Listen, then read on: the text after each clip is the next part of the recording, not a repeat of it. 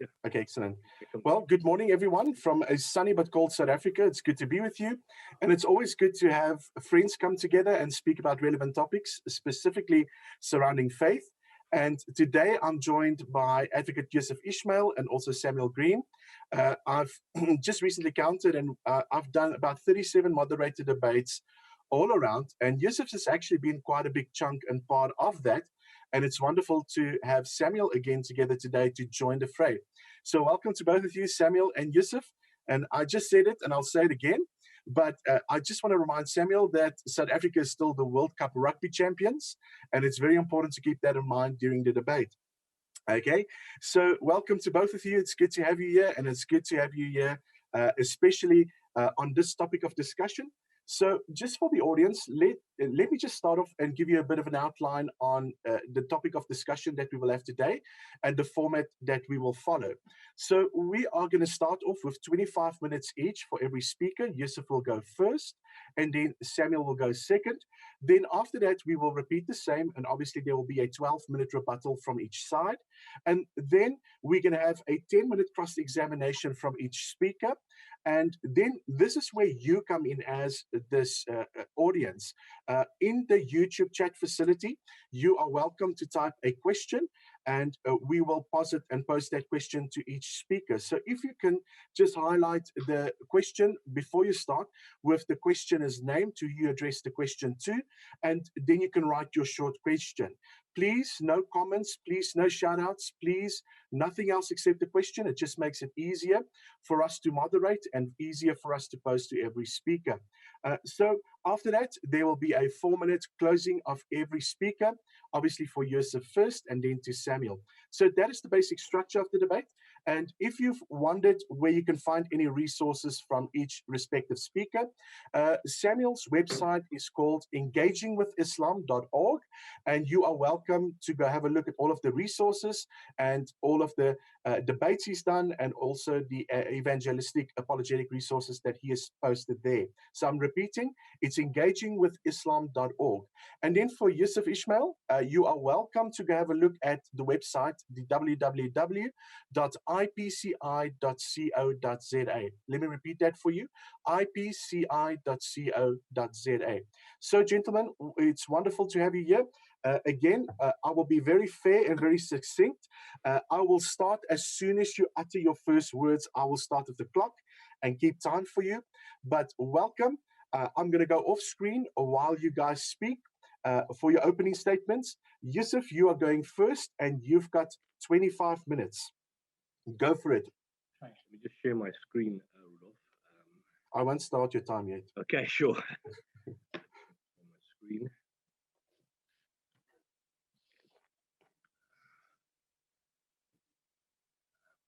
Just give me an indication. Can you see my screen, Rudolph? Is my screen clear? Yes. You can go for it. We can see your presentation. Can you see my screen?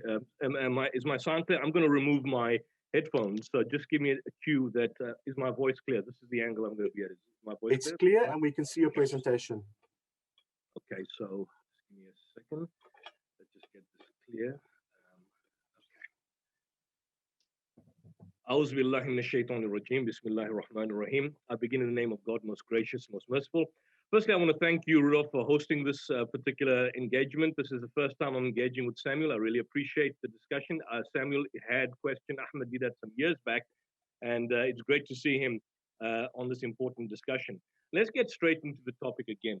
Are the Gospels eyewitness testimony, or in fact, are they based on eyewitness testimony? Now, eyewitness testimony in a general sense, it's a legal term. Basically, what it would mean is that it refers to a situation where people have witnessed an event, and they then give a description of a particular event, whether it's a robbery, murder, accident, anything along that line. And so that would basically include the identification of perpetrators, details of the crime scene, etc., etc. Hearsay, on the other hand, is evidence or a statement that was made by other than a witness. In other words, if you were to testify at a hearing itself, any information that you receive from a third party, that is essentially hearsay. So in other words, if you're conveying what is received from a third party, that is basically hearsay. There's a clear distinction between the two. Now, are the Gospels eyewitness testimony? We need to determine this, and on that basis, we can obviously make the claim whether they're reliable, whether they're fictitious, or ultimately whether they're inspired or inerrant. The Gospels at the outset, many scholars have pointed out, are not generally historical biographies, but more particularly hagiographies, because they are written in a broad sense in unquestioning praise of their messianic subject. Some would say they're apologetic motif. We can unpack this as we go through the discussion, but it's more particularly that you see that there's an evolution in terms of how Jesus is presented, how he is presented in the Gospel of John, Mark, Matthew, and so on. And this obviously depends on the writer that basically writes the material. Now, what's a general scholarly consensus on this point by both conservative and liberal biblical scholars on this particular issue, whether the eyewitness testimony? And I think this is something which Samuel needs to probably address when he comes on, is that I've got here the Oxford Annotated Bible, the New Oxford Annotated Bible, published by Oxford University. It's a study edition of the Bible. And the quote on page 1744 is that scholars generally agree that the gospel is written about 40 to 60 years after the death of Jesus.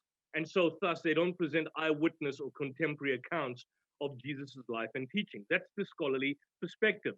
I've got the New Jerome Biblical Commentary. For example, I'll give you the quotation here on Matthew, page 630. It still leaves unresolved who wrote this gospel in Greek. Regarding Mark, nothing in this gospel identifies its author. Regarding John, on page 947, modern exegetes observe that the development of Christology and realized eschatology is beyond what would be likely for a Galilean fisherman. It's only the Gospel of Luke where the New Jerome Biblical Commentary seems to suggest that this may be written by and large by possibly Luke, but again, they're hypothecate. So in a general sense, liberals as well as conservatives have this notion that the Gospels as they stand are basically anonymous, or in many instances pseudonymous. What do scholars mean? They basically mean that they're formally anonymous. In other words, you don't have a statement like you see on the screen, I, Matthew, am the one who witnessed his events, or I, John, was the disciple who leaned against Jesus' breast. The authors don't identify themselves at all, even Luke for that particular matter. And scholars, that's what scholars generally mean when they call the Gospels anonymous. Now, where do we start? We look at the internal evidence, and then we look at the patristic evidence, meaning the evidence of the church fathers. And the internal evidence is that none of the Gospels, in fact, claim to be eyewitness accounts. In other words, they don't read like eyewitness accounts. This is what we've said from the inception. And even from the fundamentalist perspective, even if one would assume that they were in fact written by Matthew, Mark, Luke, and John, at least two Gospels are hearsay accounts, according to the fundamentalist perspective. And that's obviously Luke's Gospel, Luke's account, because Luke was not a disciple. He was a physician and a traveling companion of Paul. And of course, Mark. Mark was a 10-year-old boy when Jesus upbraided the nation. So from the fundamentalist perspective, at least two Gospels, Luke and Mark, are not eyewitness accounts. They are relaying what they claim to have received from eyewitnesses. Luke, for example, says the inspiration are his contemporaries. He was not an eyewitness to the incident. So what he's relaying is hearsay. So we need to be specific in terms of what we mean on that particular issue.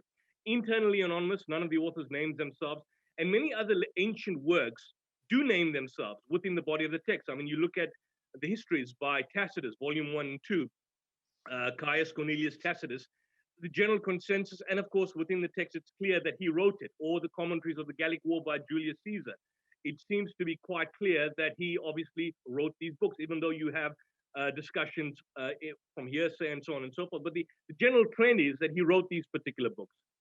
We've got Armin Baum, an author in the anonymity of the New Testament history books.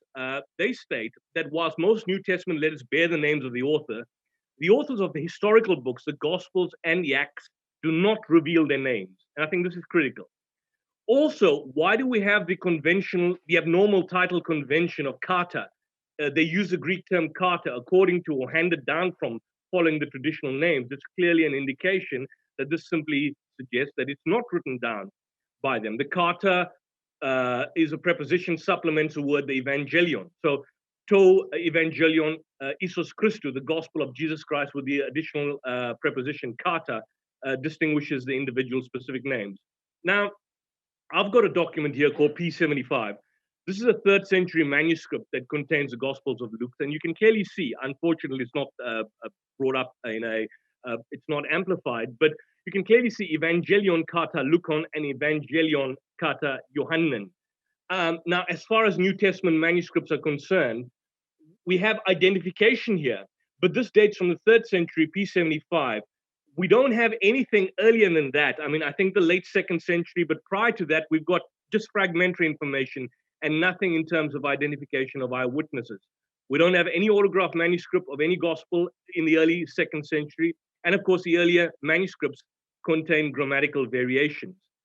Now, we've got Martin Hengel in his book, The Four Gospels and the One Gospel of Jesus Christ. He says the unusual title of the Gospels indicate that the evangelists are not meant to appear as biographical authors. And Mark 1:1, beginning of the Gospel of Jesus Christ. That's a title because it could not be called the Gospel of Mark. And so, therefore, he would assume that this is the reason why it's named accordingly. Bart Ehrman, another liberal writer, states that the Gospels are not named until the late 2nd century. Justin Martyr basically mentioned something around about 150 to 160. And Bart Ehrman says that Irenaeus attributes the names that are found in the Muratorian canon, that dates to about 170. So far removed from the specific event. David Trobish, who published the New Testament, states that the Gospels were given their traditional names when the New Testament canon was first assembled. According to Matthew, Mark, and Luke, that would appear around about the 3rd century of the Common Era. Michael Koch in the Gospel on the Margins, the titular usage of Evangelion may have predated Marcion, but it was not widespread in the first half of the 2nd century. And so aside from Papias, you have no discussion on a gospel by the name of its author prior to that. Here's another writer, Keith Rake, on the gospel anonymity. He says, barring discovery of any early manuscripts, the manuscript evidence as we stand will not solve the issue of the gospel anonymity and whether the gospels were originally anonymous.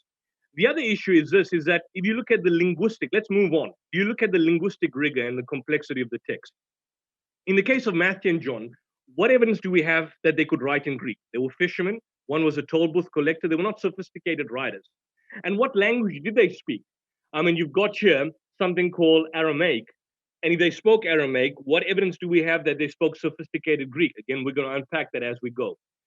William Harris, in his study of ancient literacy on page 22, he says, the likely overall illiteracy of the Roman Empire under the Principate is almost certain to have been above 90%.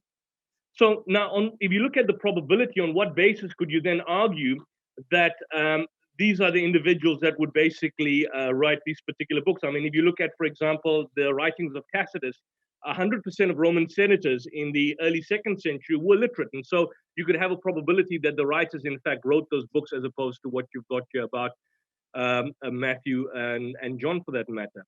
And in all but Luke, we don't hear anything about the written sources that the authors consulted. And even the author of Luke does not name them, explains the contents, or discuss them as relevant sources. Could John have written John? John was a peasant from Galilee. He spoke Aramaic. In Acts chapter 4 verse 13, John is even explicitly described in the Greek term illiterate, which shows that even evidence within the New Testament would not identify such a figure as an author. And which John is this? This is John of Zebedee, John the presbyter. Which John are we looking at? Raymond Brown, in his book on the Gospel of John, states that the Gospel of John has gone through stages of editing. One could possibly be an original disciple, said to be John of Zebedee, who preached what he remembered about Jesus. You could have a disciple of the disciple who took what John of Zebedee preached and preached some more. And then you could have a later editor that inserted the passages in the Bible, like, for example, John 21. This is a disciple, and we know that his testimony is true. And the other things which Jesus said, the whole world would not be able to contain them. Clearly, an editor in that particular instance. You've got church fathers and pagans who question the Gospels. For example, Irenaeus never specifically testified against people at the initial stages whether John was indeed the author of the Gospel of John. You had Celsus, a pagan, who declared that Christians had distorted their gospel. You had Festus of the Manichaeans, who said that the Gospels are anonymous. And so in the early history of the church, the development of the church, a lot of people declared significant doubt. Matthew and Mark and John do not use the first person. I mean, the narratives are always told in the third person. Now, I do understand that in the first century, there was a stylistic writing where you could refer to yourself in the third person. But look at Matthew 9:9. Jesus went forth from there. He saw a man named Matthew sitting at the tax collector's booth. Follow me, he told him, Matthew, and Matthew rose and followed him. And why would Matthew kind of exclude himself from the narrative if he was indeed part and parcel of the narrative, and of course the messianic figure that Jesus obviously portrayed. John 21:24, similar. This is a disciple, similar. In the third person. Now, who wrote this? It couldn't have been John. Couldn't have been John of Zebedee, John the Presbyter. Who was this? So in their conclusion, the Gospels in their present form, we would argue, were not written by disciples based on the kind of on the superficial information that I've given so far. We go back to the Oxford Annotated Bible. The evangelists nor their first readers engage in historical analysis. The aim was to confirm the Christian faith. And so therefore you'd have a passage where in many instances an apologetic motif would be presented as opposed to just simply conveying the idea that I'm the actual author of the respective book. It's later Catholic tradition that ascribes the authorial attribution. The church fathers, they allude to or quote the text, but a century after their composition, they do so anonymously. There's no evidence that the Gospels are referred to by their traditional names, and they appear later. Matthew is the most Jewish. And so you'd, for example, see as the example here, he'd structure a lot of his allusions to the opening of the Greek Septuagint in the book of Genesis, as you can see in the example given on the screen. Numerous discrepancies stand out, the genealogies, the generations between Jerome and Jotham are omitted. Matthew and Luke's genealogy are grossly contradictory. What do we make about that? Bruce Metzger in the book, The New Testament, Its Background, Growth, and Content, says that in the case of the first gospel, the author Matthew can scarcely be the final author, and obviously depends on others, like, for example, Mark on page 97. Now, the question we'd be asking is, why would an eyewitness like Matthew need to use about 90% of somebody else's book, unless, of course, Samuel does not believe in Markan priority and he believes Matthew is written first? And why would Luke, who's a traveling companion of Paul, need to use a written source like Mark? I mean, if Luke knew Paul and Paul knew Peter, and Peter told Paul many stories about Jesus, then Jesus could have written about Jesus what he himself had heard, rather than relying on second and third-hand information. Barbara Reed, in the Gospel according to Matthew, states that the author had extensive knowledge of the Hebrew scriptures and the Jewish observance. It's doubtful that a tax collector would have that kind of religious and literary education. Doubtful. Quite interesting. If you look at Papias's writings, I've got a quote here from Eusebius. These things are recorded in Papias about Mark, but concerning Matthew, this is said, Matthew organized the reports in the Hebrew language. Now, Papias speaks about Matthew having been written in a Hebrew language. Are we saying there was a Hebrew Matthew? And what's the scholarly consensus on that specific issue? None. What's the manuscript evidence for that? None. Raymond Brown, on that point, he says, in response to that, says that the vast majority of scholars contend that the gospel we know as Matthew was composed originally in Greek. And so Papias was either wrong, but the Hebrew Aramaic composition he described was not the work we know it in Greek as canonical. And where is the Hebrew Matthew? It's absolute nonsense, doesn't exist. It's like saying Tacitus wrote histories in Greek, or Mein Kampf in Zulu, or or French, and so on and so forth. Doesn't make sense. Regarding Papias, this is what Eusebius says about Papias. Seems to have been a man of very small intelligence. He believed Judas lived after a failed attempt at hanging and had a head swollen so large that he couldn't pass down through a wide street, enough for a hay wagon. Now, this is Papias. Now, if Papias had such ideas, why would you accept some of his ideas and reject the others? And this is in the Church History, Book 3, Chapter 39, page 13.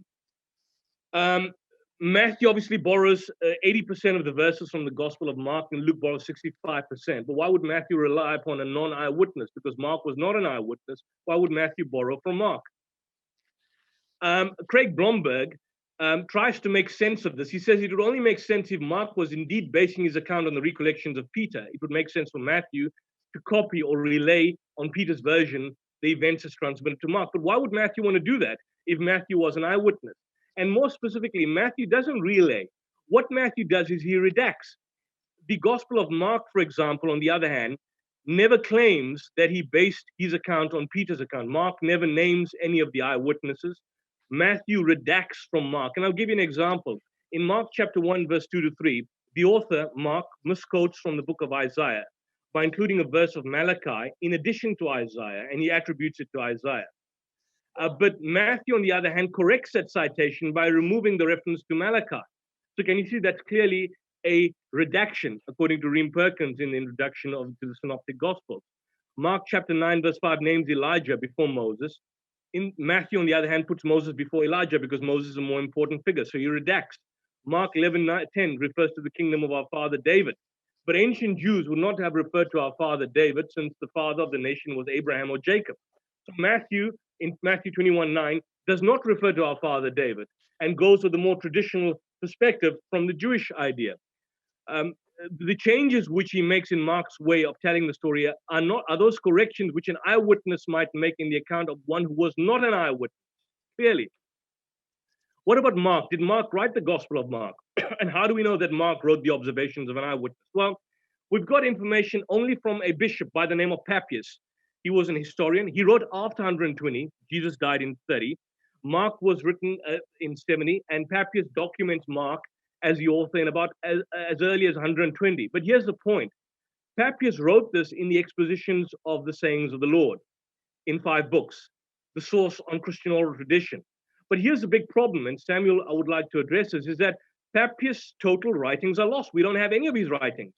We've got it from Eusebius of Caesarea, and Eusebius, in the preparation for the gospel, Preparatio Evangelica, book 12, chapter 31, he says, it's necessary sometimes to use falsehood as a remedy for the benefit of those who require such a mode of treatment. In other words, he refers to Papias' works as false, although he relies on that. And Eusebius, for example, himself a dubious character. He says Christians have to lie. Christians may have to use falsehood.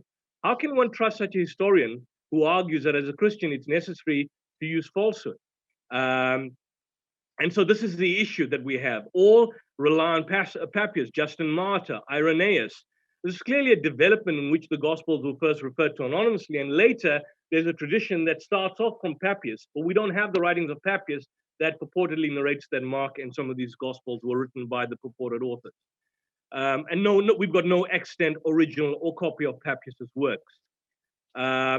So the Isnad, in a manner of speaking, don't stand up. We have a situation which is Peter, who was purportedly an eyewitness in respect of Mark. Mark was his reporter, and someone told this purportedly to Papias, who wrote this book. A copyist wrote it. Eusebius, on his own accord, given to lying, transcribed parts of that, and more copyists translated Eusebius to give us our oldest manuscript copy. And the oldest was, in fact, written 4 centuries after Mark was written. So we've got no manuscript evidence closer to the time to even suggest on the writings of Papias that Mark, in fact, wrote Mark. Michael Cox, same thing, that if the foundations laid by Papias is rotten, how can we trust what subsequent writers, in fact, build on it? Mark has a confusing narrative. For example, Mark says the secret of the kingdom of God has been given to the disciples. But what was the secret? And when was it given? In Mark chapter 6, the disciples are sent out to preach and teach, but the disciples did not know Jesus until Mark chapter 8, verse 30. Again, there's a confusing narrative. You've got a map here, a map which says in Mark 7:31 that Jesus and the disciples journeyed from the borders of Tyre through Sidon to the Sea of Galilee. But if you look at the map, Sidon is at the bottom, and Tyre is at the top, and the Sea of Galilee is in the opposite direction. So you've got a geographical blunder, if Mark was indeed an eyewitness and was familiar with the writings of and the time of the area where he stays. Mark 8:10 refers to the district of Dalmanutha, but there's no such place in Galilee. Mark chapter 5, verse 1 speaks about the eastern side of the lake of Galilee in the country of the Gerasenes, but that's more than 30 miles from a lake. Mark chapter 6, verse 14 refers to Herod Antipas as a king, but the correct title is Tetrarch. Mark chapter 6, verse 17 says that Antipas married the wife of his brother Philip, but according to Josephus in his Antiquities, she was actually the wife of another brother. So can you see that there's more geographical problems and more factual, historical problems? Mark never acknowledges Peter's authority if you contrast this to Matthew. And there's nothing in Mark in which a well-educated Roman Gentile would not have known. And so that's a situation that it could have been written by anyone for that particular matter. Is Luke less problematic? I mean, the author of Luke, and I know I've got 4 minutes, Acts purportedly uses a first person singular without describing any biographical details about himself. And the way the Gospel of Luke uses Mark as a source cast doubt on the tradition that John Mark, the attendant of Peter, was the original author of the text. Luke takes about 65% from the versions, what you have in Mark. But why would Luke need to do that if he were a traveling companion of Paul? And if Luke was Paul's attendant, then there'd certainly be corroborating details between Acts, which he wrote, and the Pauline epistles, which would support the claim that Luke, in fact, authored Acts. But look at what you have here. Luke, in Acts, you have a situation where Paul travels from Damascus to Jerusalem days after his conversion. But in Galatians, Paul states that he did not consult any human of flesh and blood, but instead traveled into Arabia and did not travel to Jerusalem until 3 years after the event, where he met only Peter and James. Now, how is that possible? In Acts, Paul had a disciple named Timothy who was born from a Greek father, circumcised due to the Jews who lived in that area. But in Galatians, he speaks about ministering the gospel to the uncircumcised, and particularly insists that Titus be not circumcised. 1 Corinthians, each should remain in the condition in which they were called to God. Again, there seems to be a contradictory, distinct narrative. The authority of the disciples versus himself. In Galatians, Paul says his authority is equal to the original apostle. But in Acts, Paul grants high authority to those who originally witnessed Jesus. Again, there's an insistence that he was an apostle within his own letters, and in Acts, on the other hand, there's a restriction in the status vis-a-vis the apostles. Luke contradicts Matthew. In Matthew, Joseph and Mary are in Bethlehem. In Luke, Jesus traveled from their hometown in Nazareth to Bethlehem, and Jesus was born during the reign of King Herod, who died in the year 4 BC, which places the account about a decade before the account in Luke. You've got then instances in Matthew 27, verse 51, the development of the individuals who had come out of the graves. Why is it that only Matthew relates it? Why were there no other eyewitnesses? Not a single reference in any of the New Testament, only Matthew, if this was such a cataclysmic event.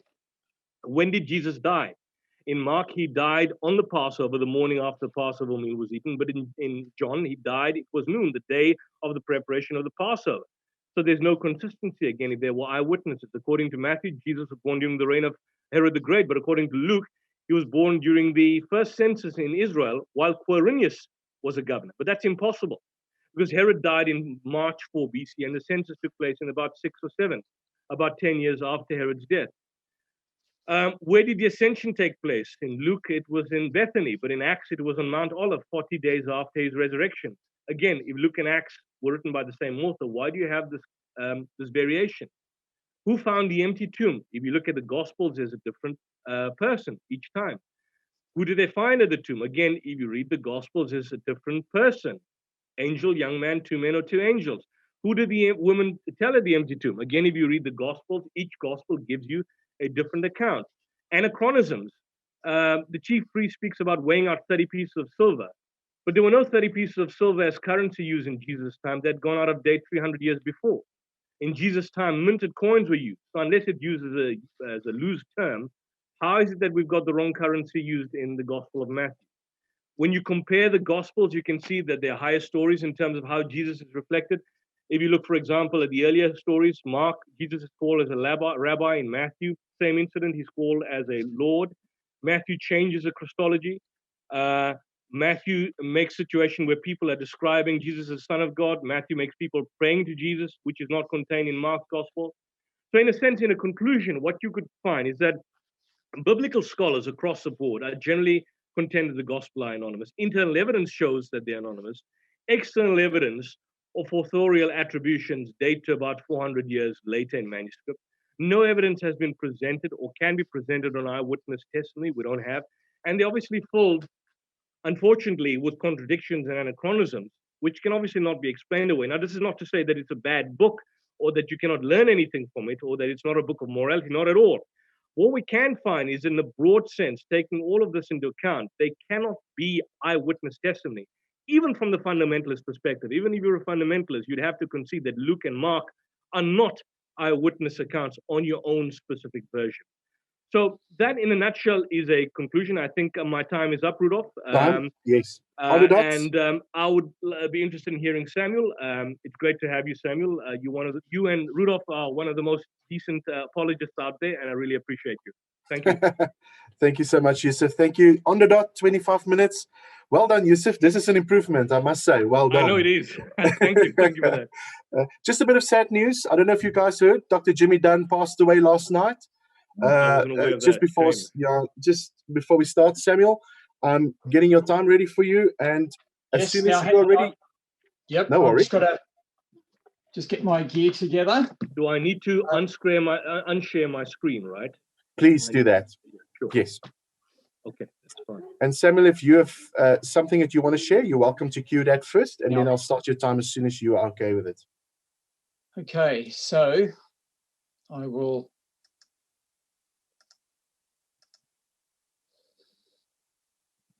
I'm a little wary, just please don't start the time. I'm a little wary of jumping between screens and my notes.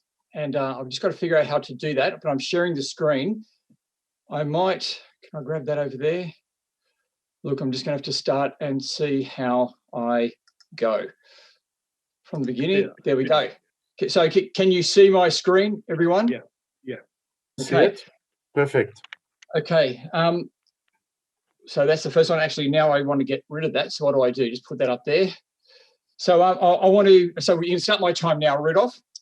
Okay. I want to welcome everyone today, and I want to thank you for having an interest in this important subject, and to those who organised this event, particularly Rudolph, for initiating it and getting it together. And I want to thank Yusuf Ismail for being part of this, and I hope that we can have good conversation in the future. I'm particularly hoping that for you viewers out there, that you'll find today helpful and that it will contribute to the progress of Christian and Muslim dialogue. Now, the question before us today is are the Gospels eyewitness testimony? And this is an important question because Christians claim that the Gospels are true testimony from the apostles of Jesus' life. Well, are they? It's also an important question for Islamic leaders because, as we've just heard from Ismail, they teach Muslims and Christians that the Gospels are not eyewitness testimony and they're not a reliable way to learn about Jesus. Well, is this true? Should they be saying this? Well, today I'm going to be answering this question about the Gospels being truthful eyewitness and saying that they are. I'm going to be looking at the following points. Now, hang on, let me just get this here. Don't like this. Screen share. So these will be my following points. I'm going to look at the fact that they claim to be eyewitness accounts, the type of eyewitness that they are, the reliability of this witness, answering some objections, and surprisingly, I'm going to look at the Quran and the apostles. So let's go to the next slide here. And the first thing I want to say is that the apostles do claim to be the Gospels claim to be eyewitness testimony. Sorry, the authors of the Gospels claim to be writing eyewitness testimony. I want us to look at Luke, first of all, where we see this. Luke writes, "Many have undertaken to draw up an account of the things that have been fulfilled among us, just as they were handed down to us by those who from the first were eyewitnesses and servants of the word. Therefore, since I myself have carefully investigated everything from the beginning, it seems good for me also to write an account, write an orderly account." So we see here that Luke is clearly explaining his situation and method. The situation is that many people are writing accounts of Jesus' life, and his method is that he's saying he's writing an account from having investigated from the eyewitnesses and servants of the word. Now, if I was to give you an example, it's as if we're in a courtroom and someone gets up and gives a testimony, and then Luke is that person in the courtroom who's writing it down. So Yusuf was talking about hearsay before. It's not hearsay, that can be misleading. Luke is working with these people, he's a companion of them, and he is writing up what they have been saying as witnesses. Now, we'll look at the next thing here. We see that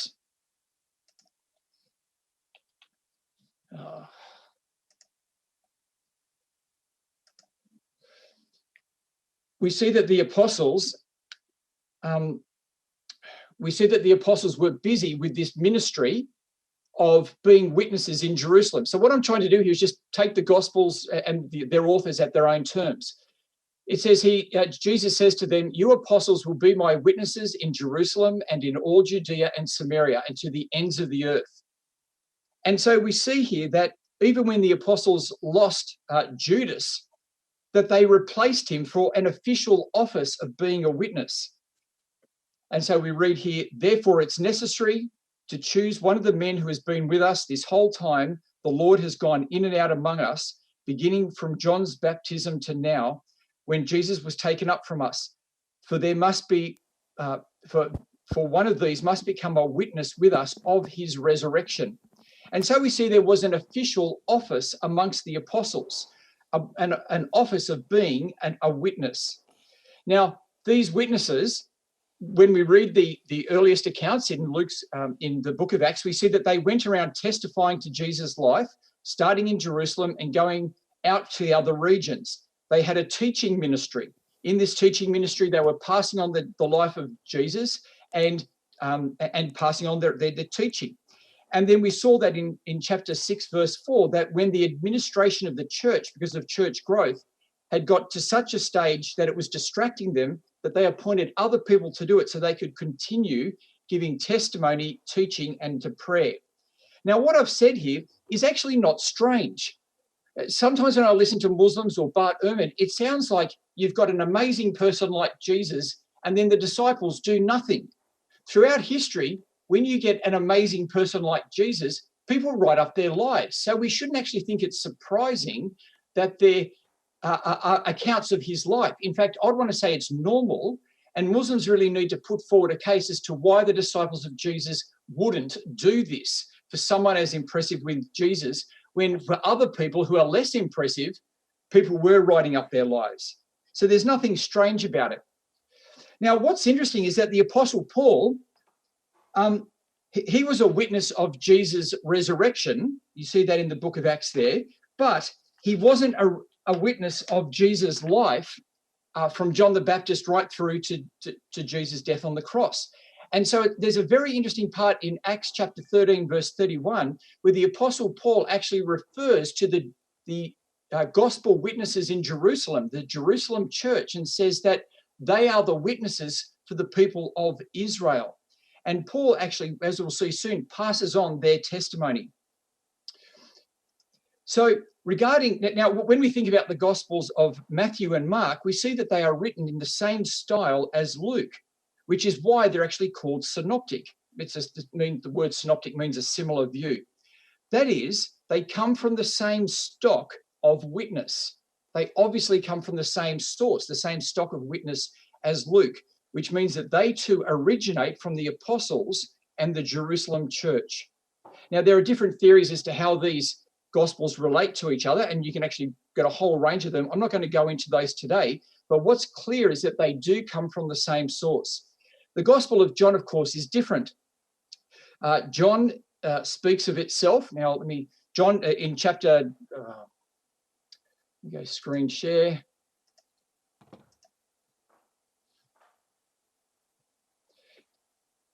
Now, regarding the Gospel of John, we see that it speaks of itself in witness language. It talks about preserving the John the Baptist's witness, and then the witness of the disciples, and then it talks about its own character as being that of witness. But I think really, if we want to understand John, we need to go to his letters, because in his letters he spells out the character of his ministry. So we see here that he writes, "That which was from the beginning, which we have heard, which we have seen with our eyes, and which we have looked at with our hands and touched, this we proclaim concerning the word of life. The life appeared, we have seen it, we testify to it, and we proclaim to you the eternal life, which was with the Father and has appeared to us." Now, John is really clear there. He is saying that he's touched it, he's seen it. He couldn't be any more clear that he's an eyewitness to these things.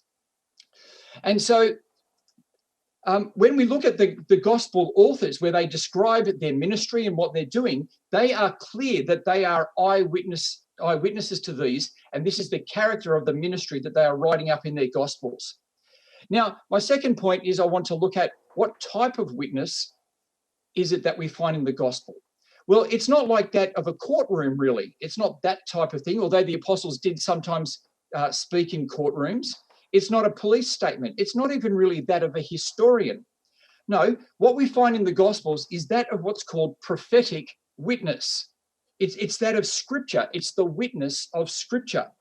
You see, the apostles of Jesus claim that they were inspired by the Holy Spirit to testify to what God had done through the Messiah Jesus. God had promised through his prophets to bring his Messiah who would conquer sin, the devil and death, and that on behalf of God's people, he would establish the true religion, the true worship of God, bring glory to God, establish God's resurrection kingdom, and bring salvation for God's people. You see, that you may want to write that off as being hagiography. No, I say that is God fulfilling his plans and purposes for this world and shouldn't be dismissed. This is prophetic testimony, and this is what the disciples are giving in the Gospels.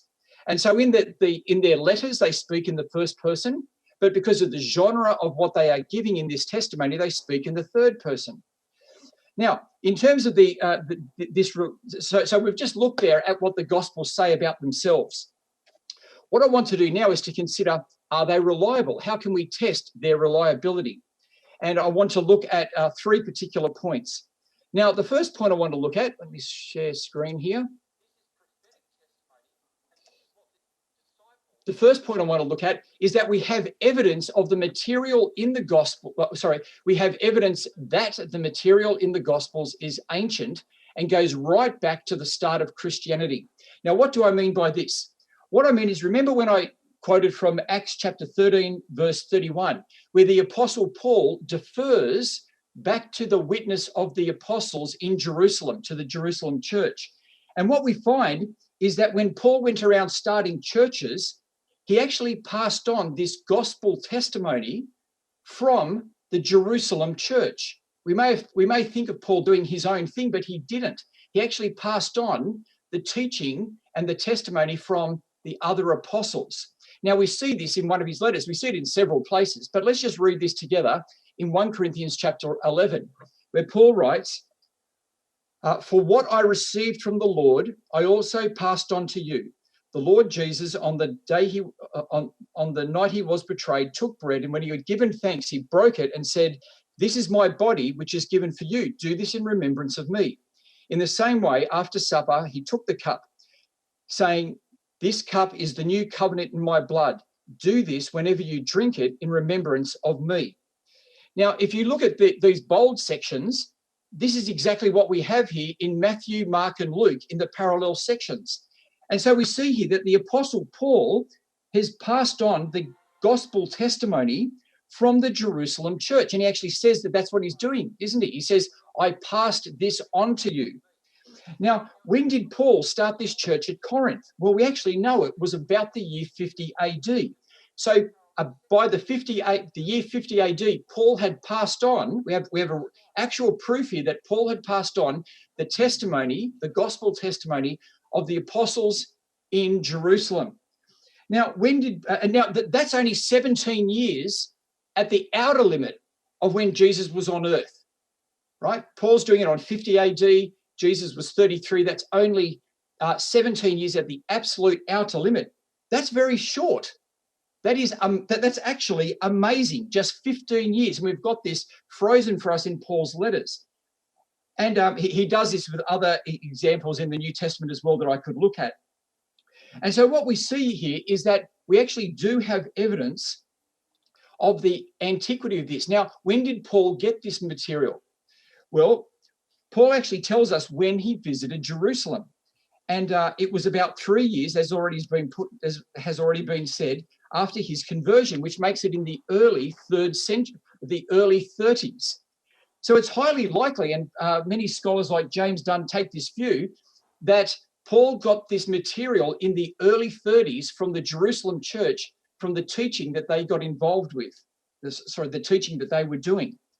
Now, just think about that. Here is material from the early 30s, and it's exactly the same testimony to Jesus as we have in the Gospels that we have today. And so we do have evidence for the early date of the materials in the Gospel, and that this message, actually, and this is a great verse that's been passed on for us in Paul, that the message has not been changed. Now, I'll move on to another line of evidence that we can have, and that is we've got multiple testimonies to Jesus through these Gospels. it was said before, and scholars say this, various authors say this, that the Gospels evolve over time, and one will call Jesus Lord and another calls him teacher. It's actually not true when you go and examine all of the Gospels. And so I've actually set up a table here that you can look at, and you can see that there is that there's a unified message throughout all the Gospels about Jesus. And there really is no developing Christology here. They all call him Lord. They all talk about his death on the cross as a sacrifice. They all call him the divine Son. That it's actually the same message going across. And because we've got it from James, because we've got it from Matthew, Mark, and Luke, we can see that Matthew, Mark, and Luke, going back to these original sources in the original testimony of the Jerusalem church, we can compare Matthew, Mark, and Luke. And when we do, we see they're saying exactly the same story. We can see that they have been faithful to that original testimony. And then, of course, when we compare it with John, we can see we've got the same message again, and that even from a completely different source through John, that we've got the same testimony to Jesus. My next point is I want to look at, do they fit into the history known of the time? And actually they do. And this is one of the ways you can tell what true eyewitness accounts are, because if they're true eyewitness accounts, they should fit into the history of the time. And so when we look at what the discussions were at that time of Jesus, there was disputes about the Sabbath, the nature of God's kingdom coming, and even how other people can sacrifice for others in the book of Maccabees. And so we see that the discussions in the Gospels actually fit in to the discussions that were happening at that time. Another interesting one is that regarding names. And again, I've got this from Richard Borkham. As you would know, paper or papyrus doesn't last for very long if it's not looked after, but tombstones do. And one thing that scholars have done over the years through the help of computers is they've been able to make a database of all the different names that were used in different regions at different times as recorded on tombstones.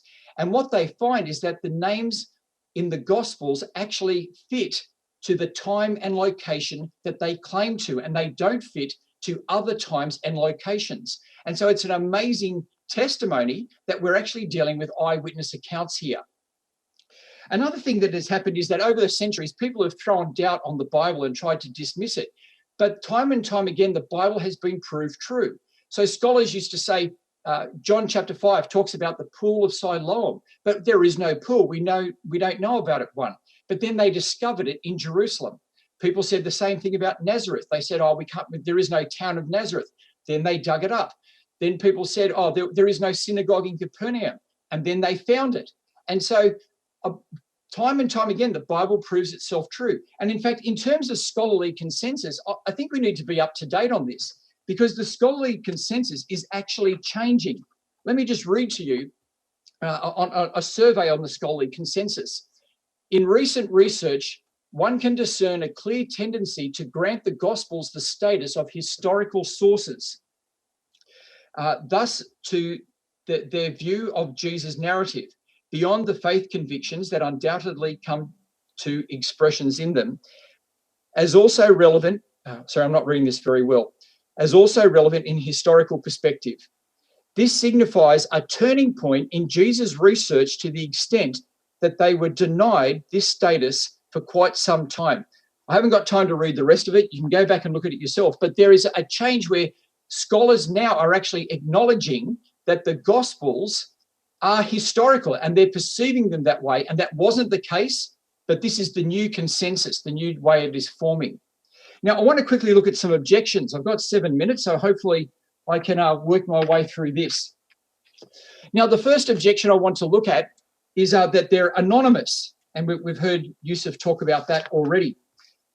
Now, where are we? Anonymous. And the idea there is they're anonymous, and so there's no eyewitness connection because we don't even know who they're from.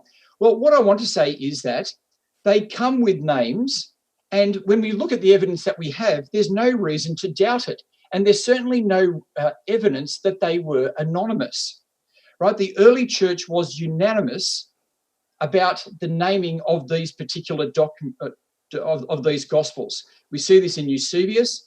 And there was complete consensus across all the early church fathers with this. And they did discuss these things. So authorship was something that the early church fathers discussed. We see this with the book of Hebrews in the Bible, that they weren't sure who wrote it. Now, they just didn't invent a name. They just said, we don't know. We don't know. We can see from it that he's a traveling companion of the apostles, but we don't know who it is. And so they didn't invent names when they didn't have one. We actually have evidence for them not doing that. There's no early church fathers reference saying that they're anonymous, and they don't question their authorship or ascribe them to different authors. Now, Papias, who was referred to, no, he's here. Papias refers to Matthew and Mark about the year 110 AD. Now, people can argue about which Gospels he's talking about and the Hebrew and everything, but the point is he's identifying Gospels with names. He's putting names to Gospels. And so he's doing that in a context where people understood what he was doing. So by 110, the discussion of names and Gospels was already there. And then, of course, when we look at the manuscripts, as Yusuf was correct in saying that they do come later than this period, but they have the names on them. So really, there's no reason to doubt these names. The consensus of the church, as far as we can go back to about 110, that the names are assumed and being discussed. And so there's really no reason to not accept them. Now, I'll look at my historical errors in my the claim of historical errors in my rebuttal, because Yusuf brought some of those up. Now, I want to look at the claim of them being contradictory. And Bart Ehrman appears to be a real champion for Muslims in this regard. But I really ask Muslims to read Bart Ehrman, because here's a quote from Bart Ehrman, one of his famous ones about how contradictory the Bible is. So let's read from Jesus Interrupted. Who actually went to the tomb?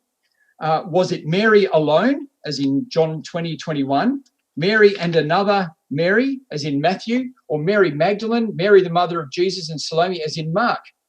And he has, and as you would know, Bart always says it depends which gospel you read. But I want to say, I really wish Ehrman would just read the next verse, because look at what John chapter 20, verse 2 says. So she, Mary, came running to Peter, Simon Peter, and the other disciple, the one Jesus loved, and said, they have taken the Lord out of the tomb, and we, plural, don't know where they've put him. Now, Ehrman says that Mary went alone. He hasn't even read the next verse. And I really want to ask Muslims, why do you continue to trust Bart Ehrman when, if you just checked what he said, the next verse, and very often this is with most of his things, if you just checked it, it doesn't even stand up to any type of scrutiny. You see, the differences we have in the Gospels, they're not contradictory, they are complementary. They are complementary, as you would expect from eyewitness accounts. Now, I will discuss that point in my other one. Now, what have I got time left? So I want to now just look at, I'll look here quickly. So the Gospels were written a long time after Jesus. This is another argument that's used against the Gospels. They're written a long time and memories fade. And the idea is, the year is 2020. Imagine if someone asked you to give a detailed description of what happened 30 years ago in 1990. How would you go? But I want to say that's misleading to say that, because the Gospels are not like this. As we saw, the apostles testified to Jesus straight away from the early 30s, and they continued in a continuous ministry of testifying from the very beginning. Now, at some stage, they did write out a full account of what they had been doing, but there's no gap in time. There's no 30-year gap. It's just them making the summary and the final statement of what they were doing. My last few points, I want to say the Quran, interestingly, speaks about the disciples of Jesus. I don't know of any other prophet in the Quran who has his disciples mentioned, but the Quran actually mentions the disciples of Jesus, and it says that they are inspired, and it also says that Allah will set them above those, above the unbelievers, and that God will strengthen them so that the disciples of Jesus will prevail, right? That they will succeed and prevail. So the Quran says that the disciples of Jesus will succeed and prevail. Well, these are the Gospels that have succeeded and prevailed. So if you're a Muslim, I want to say you really have no reason but to reject the gospel.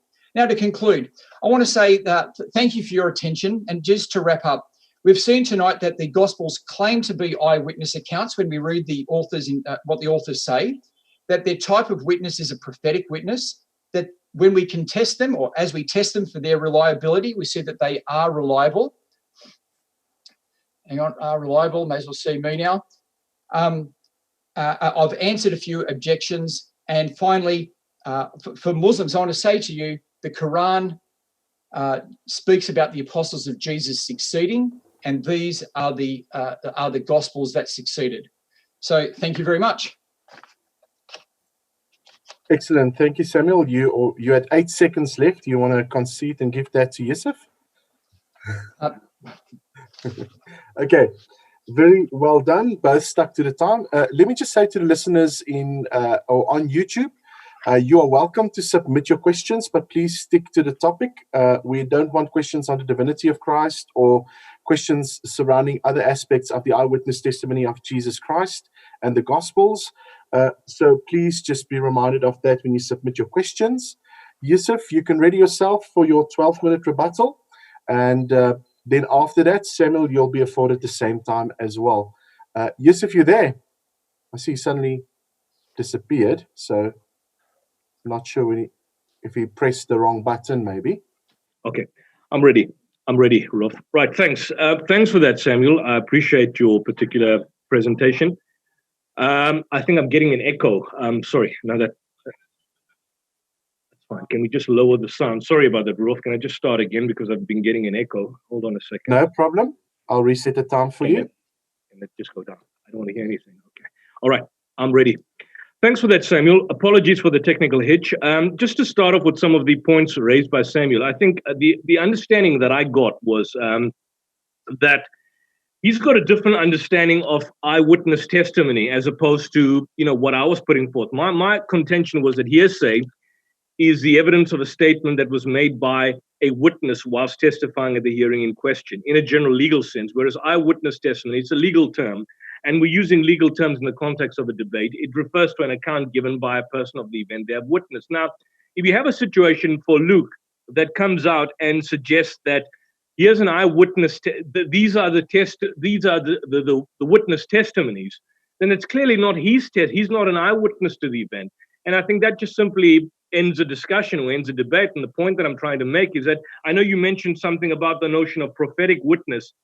But I mean, we're using legal terms. When we use terms basically mean what they say. An eyewitness testimony is a term that refers to an account given by people of an event that they have witnessed. And it's quite clear that Luke and Mark, at the very least, even from your perspective, have not witnessed that event. In other words, what they're relaying is what they are saying other people have basically suggested or seem to have suggested to have occurred. Now, you spend a lot of time on Luke in the earlier point. Now, I know you haven't had time to deal with some of my contentions in the rebuttal, but I'm quite curious to note that being a traveling attendant of Paul, and the fact that we possess purportedly 7 undisputed epistles of the Apostle Paul in the New Testament, Ephesians, Colossians, etc., some are disputed of writing. If Luke was in fact Paul's attendant, then certainly you'd have a situation where the corroborating details between Acts and the Pauline epistles may support the claim that Luke, in fact, also authored Luke and Acts. But you have a situation where, scholars find the opposite case. I mean, Paul travels to Damascus in Acts only days after his conversion. But in Galatians, for example, it's many years later. Paul has a disciple in Acts who was born, he had to be circumcised according to the Jewish testimony. But in Galatians and Corinthians, for example, the notion of circumcision is obviously much downplayed. You have a situation, for example, where Luke, if he was a traveling companion of Paul, deliberately in Acts restricts the status of apostles to those who have originally been the disciples of Jesus. And clearly, Paul in Galatians places himself in certain instances far greater than those of the respective disciples, or in many instances on par. So I think it's quite crucial that if Luke was indeed the author, you wouldn't have, and Luke doesn't give a biographical narrative about him, his particular stuff. He gives no account. You mentioned the issue about Paul. Paul was not an eyewitness. Paul only had a vision of what he saw. I know he had interaction with the Jerusalem church. You said he was a witness of the resurrection. But I mean, this is what he claims. This is what he claims to have seen. And of course, the appearance on the road to Damascus in Acts chapter 9, verse 5, and again in Acts chapter 22, verse 5. The accounts, in fact, differ. Did they, for example, hear the voice and see, did they just hear the voice and see no light, or did they see the light and hear no voice? There are a lot of discrepancies that one can find from the narrative that is essentially given. You mentioned John's gospel. I'm quite curious to note, how do you obviously explain the Gospel of John, more particularly in John chapter 21, verse 23, where specifically he says, and you clearly have the expression, that this is a disciple. Now, who is this disciple? Is it John of Zebedee? Is it John the presbyter? Is it another John? This is a disciple, and we know that his testimony is true. And there are many other things that Jesus did, which I suppose that even if the world itself could not contain the books that would be written, clearly an exaggeration. But the point is, who is writing this? Is this an external editor, or is it just simply an editorial insertion in John 21, 25? So now you're submitting, or at least conceding, that this was not written by John, which John is basically writing this particular book. You have a situation where, John's gospel, clearly many scholars, and I'm talking about conservative scholars, point the fact out that there were clearly stages of editing. Some argue that you may have a question of John of Zebedee who preached what he remembered about Jesus. In other instances, the disciple of the disciple who took what John of Zebedee preached. And then you could have a later editor who possibly inserted what was contained in John chapter 21. Matthew and Mark and John do not use the first person spoken. I understand in the first century you could speak in the third person, but there's a clear indication that there's an exclusionary element in terms of the authorship of the particular Gospels. And so therefore, I'm arguing that the Gospels were not written by some of the writers that were written. You allude to Paul, and I think the point you're making about in 1 Corinthians, where you find the suggestion where Jesus purportedly said, "This is my body, which you do this in remembrance of me," kind of an allusion to the Eucharist. And the point is that you find a replication, that similar incident in Matthew, Mark, and Luke. But the point is that Matthew, Mark, and Luke came much, much later. They came much later than the book of Corinthians. And we don't know if the authors, in fact, had access to the writings of Paul and what's, in fact, contained in Paul. So, I mean, if you have a book that makes reference to an incident and a book that comes later that makes reference to the same incident and is purported to be written by an author living during the time of the incident, how do you come to the conclusion that this is now a vindication of the point that Paul is in fact referring to eyewitness testimony? It doesn't make sense. You mentioned the point about the evolution of the Gospels, and you gave the indication that, look, this is what scholars have pointed out in the initial instance, but generally speaking, people are now coming to the view that there is clearly no evolution in terms of the Christology of how Jesus is presented.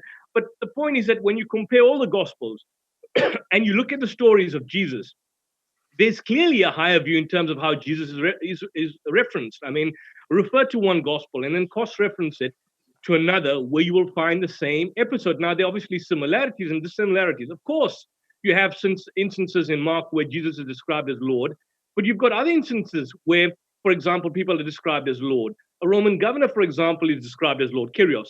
The point I'm being made is that it's not just simply terms. You were looking at terms and words and the utilization of words. I'm saying that the entire context of how Jesus is presented. For example, in Mark 9:5, when there was a transfiguration, Peter clearly calls him Rabbi.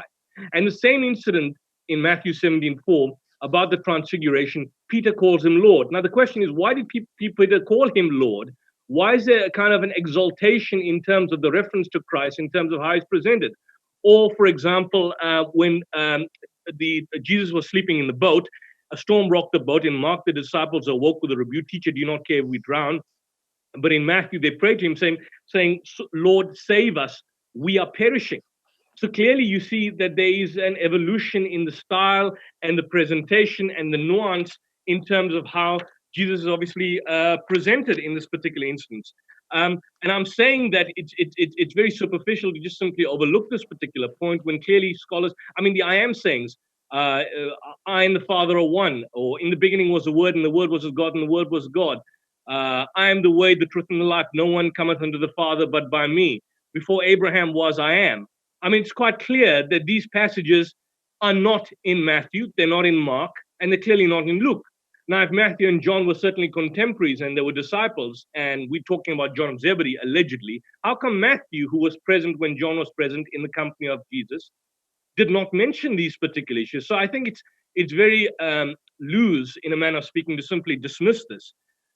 You then mentioned about the fact whether they fit in the history of the time, and you looked at geographical locations. Now, I did show you geographical blunders, and I gave you examples, for example, in Mark, where they're clearly geographical blunders, where, for example, you clearly see the distance from Sidon to Tyre and the trip from Sidon to Tyre being done via the Sea of Galilee, which was at the opposite end. But be that as it may, even if there were established geographical locations, what does this basically prove? If somebody says that Samuel and Yusuf rocked up at the debate today, 1,000 years from the future, someone says we rocked up, and then, but before we rocked up, there was a bomb blast or an explosion, and both Samuel and Yusuf died at their particular events before they could debate. And then the archaeologist looks at history and he says, look, was there a place called Durban? And then he says, yes, there was a place called Durban. And was there a place called Sydney? And can we find a house that Samuel stayed? And then they find, yes, they did. Now, does that mean that you find these particular geographical locations that the incident itself is necessarily true? No, not at all. And I think that's the point you're basically making, is that because of the fact that there may be certain historical archaeological relics of certain incidents of certain places, and these places are now alluded to, not just in the New Testament, but the Old Testament, doesn't necessarily mean that this particular instance is true. You mentioned Papias. I know you haven't had time to deal with the rebuttal, but I pointed out that Papias makes mention in not 110, but in the year 120. But we don't have any of the writings of Papias. Papias was a man which, according to Eusebius, was given to dubious beliefs. And we don't have the writings of Papias. We've got the writings of Eusebius, who lives from the 3rd or 4th century. And Eusebius's background is himself quite clearly suspect. I mean, people are now questioning who Papias is, what he actually stood for, and what his background was. And I'm saying that, the problem is that Papias' own writings are no longer extant. His reference to these works is only preserved in the later writings of the 4th century church father Eusebius. And most of the church tradition basically goes from that. So as I think Martin Hengel or someone pointed out, that if the foundation of Papias laid by Papias, Michael Koch, if the foundation laid by Papias was rotten, then how can we trust what subsequent writers obviously build upon? Who was the figure? His main source was the elder John, a figure that remains as elusive, but it's unlikely that he was a personal disciple of Jesus, and possibly a second generation charismatic leader in Asia Minor. We have no clue about the elder's connection outside Asia Minor, his general reliability. And we know that Papias naively gave credence to local traditions about an original Hebrew or Aramaic edition. Now, the point is, if he's referring to a Hebrew Matthew, which Matthew is he referring to? Maybe it's a totally different work. And then the work that we've got as Matthew here is not the same as the Matthew that he alludes to, because he's talking about a Hebrew Matthew, which all scholars generally do not basically agree to. So in the final analysis, Samuel, and I think my time is running out or has come to an end, is that generally speaking, biblical scholars across the board contended the gospel are anonymous. The internal evidence shows they're anonymous. The external evidence of authorial attributions date 400 years later. No evidence has been presented by Samuel on the eyewitness testimony. And I'd be quite interested in seeing some of the points that Samuel would make in the rebuttal presentation. I think my time may be up, Rudolph. Would I be correct? You are correct, but again, I'm so impressed, Yusuf. This is incredible. Your timing is spot on. I'm certainly learning. Yeah, sure. Well, you're doing well after a few debates. That was very good. Thank you for sticking to the time. Let me just repeat to our listeners once more. If you have a question, please post a question in the chat on YouTube. Please make sure that you directly tell us to who the question is addressed to. That is also very important. And Samuel, if you're okay, we can queue you up, and then I can start your 12 minutes as soon as you start your rebuttal. Okay, well, Thank you, Rudolph. I'll get straight into it, and I'm going to reply to, I'm not going to restate my points. I'm going to go through what Yusuf just said. Now, he was saying that the New Testament, the Gospels are not eyewitness accounts because they're not written directly. Well, Matthew and John may be, but Luke and Mark are not, because they're not written by the people themselves.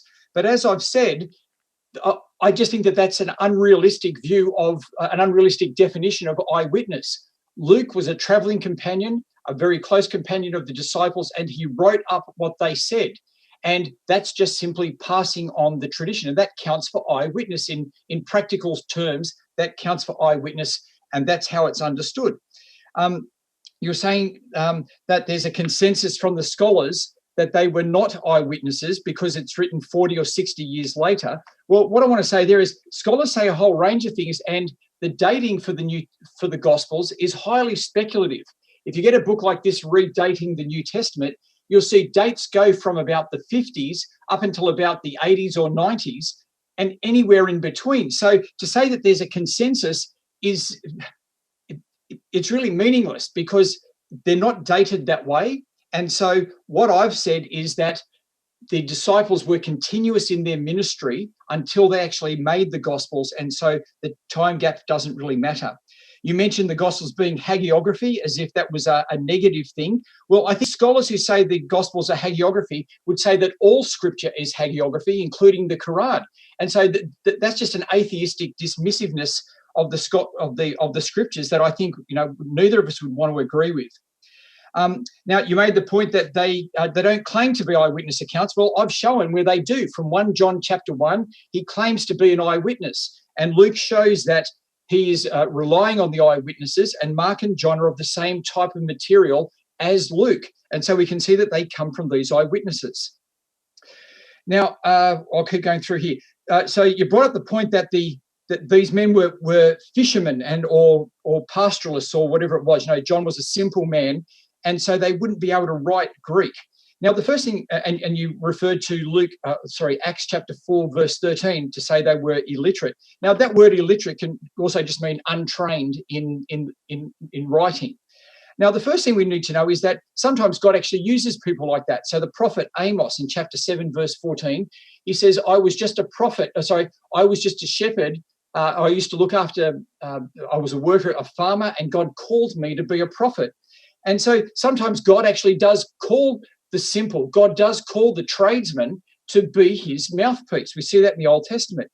1 Peter, the Apostle Peter actually says that he wrote his material through the help of another in 1 Peter chapter 5.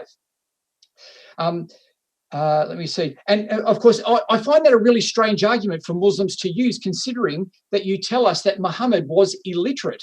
And so you say to us the Quran is amazing, but Muhammad's illiterate. Well, why is it that the Gospels then can't be amazing and they're people illiterate? It just doesn't make sense, the argument that you're using. I mentioned the Gospels you mentioned the Gospels are in third person, and I said, well, that's just the style, and it was known at the time. Or was it Augustine writes about this early in those centuries, so there's no problem there. Now you've got the end of John's Gospel when it says we know that his testimony is true, but it also goes on to say, and this is what he wrote, and so it seems to be the authorial we, or the authoritative we. And or possibly the team of people who are helping John in the same way they helped Peter. We don't really know, but the Gospel of John is clear that it refers to itself as testimony.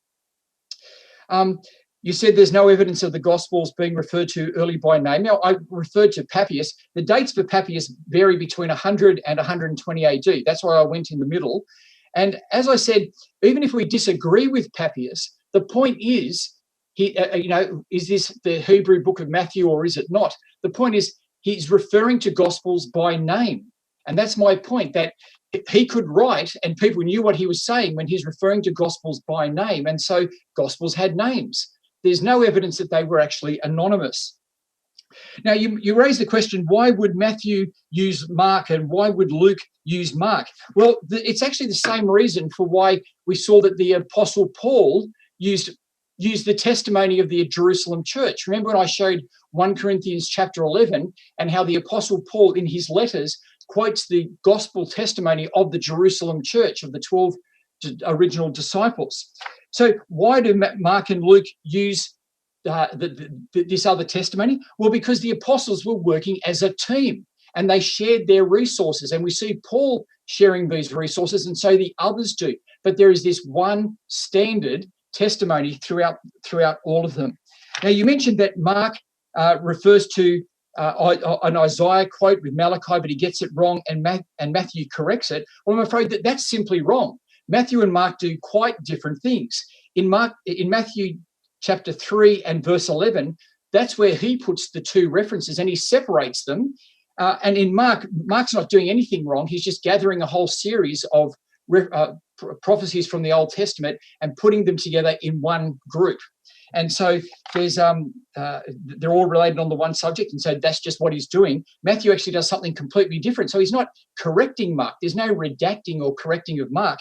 Just go and read Matthew chapter 3 and 11, and you'll see he's actually just teaching those scriptures himself in a different way. Now, you mentioned that in Mark chapter 9, verse 4, that Elijah is before Moses, and then in Matthew, it's Moses before Elijah. That's simply a moot point, and it doesn't prove anything.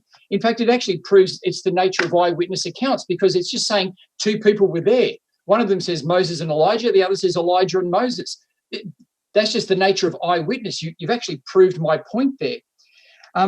You also said that in Mark, that Mark is wrong, because when Jesus enters Jerusalem, it has the Jews saying that here comes the coming kingdom of our father David, and they would not do that, and that Matthew corrects this. But that's actually false, because Jews would do it and did do it. Because if you go and read Isaiah chapter 9, verse 6, you see that the coming Messiah is called our Father. That's one of his names, is that his Father. And in Isaiah chapter 22, verse 20, we see that the King of Israel was called Father. And so for the Jews at that time to be calling, to be saying to Jesus, the coming kingdom of our father David, is exactly what we find in the earlier prophets. Now, we'll keep going. You talked about the wrong geography. Well, there is no wrong geography, and scholars have showed this. You mentioned Jesus walking from Tyre to Sidon, and that he just should have gone directly, but why is it saying that he went around? Well, it's because there was a mountain between there. And so the way people went was, you're not going to walk over the mountain if you don't need to. You'd go around the outside of it, and that's just where the tracks were. And so there's no problem there. You said that Dalmanutha, there is no such place. Well, that's because these were villages and we haven't found every place. This is the case with any history. We just can't read of a town in history and then go find it, because sometimes they're just a small town and they've moved on and we don't know where they are. So that's just an argument from silence. It's when you spoke about in Mark chapter 5 and the historical errors of the Gerasenes, and where was Jesus there in the Gerasenes?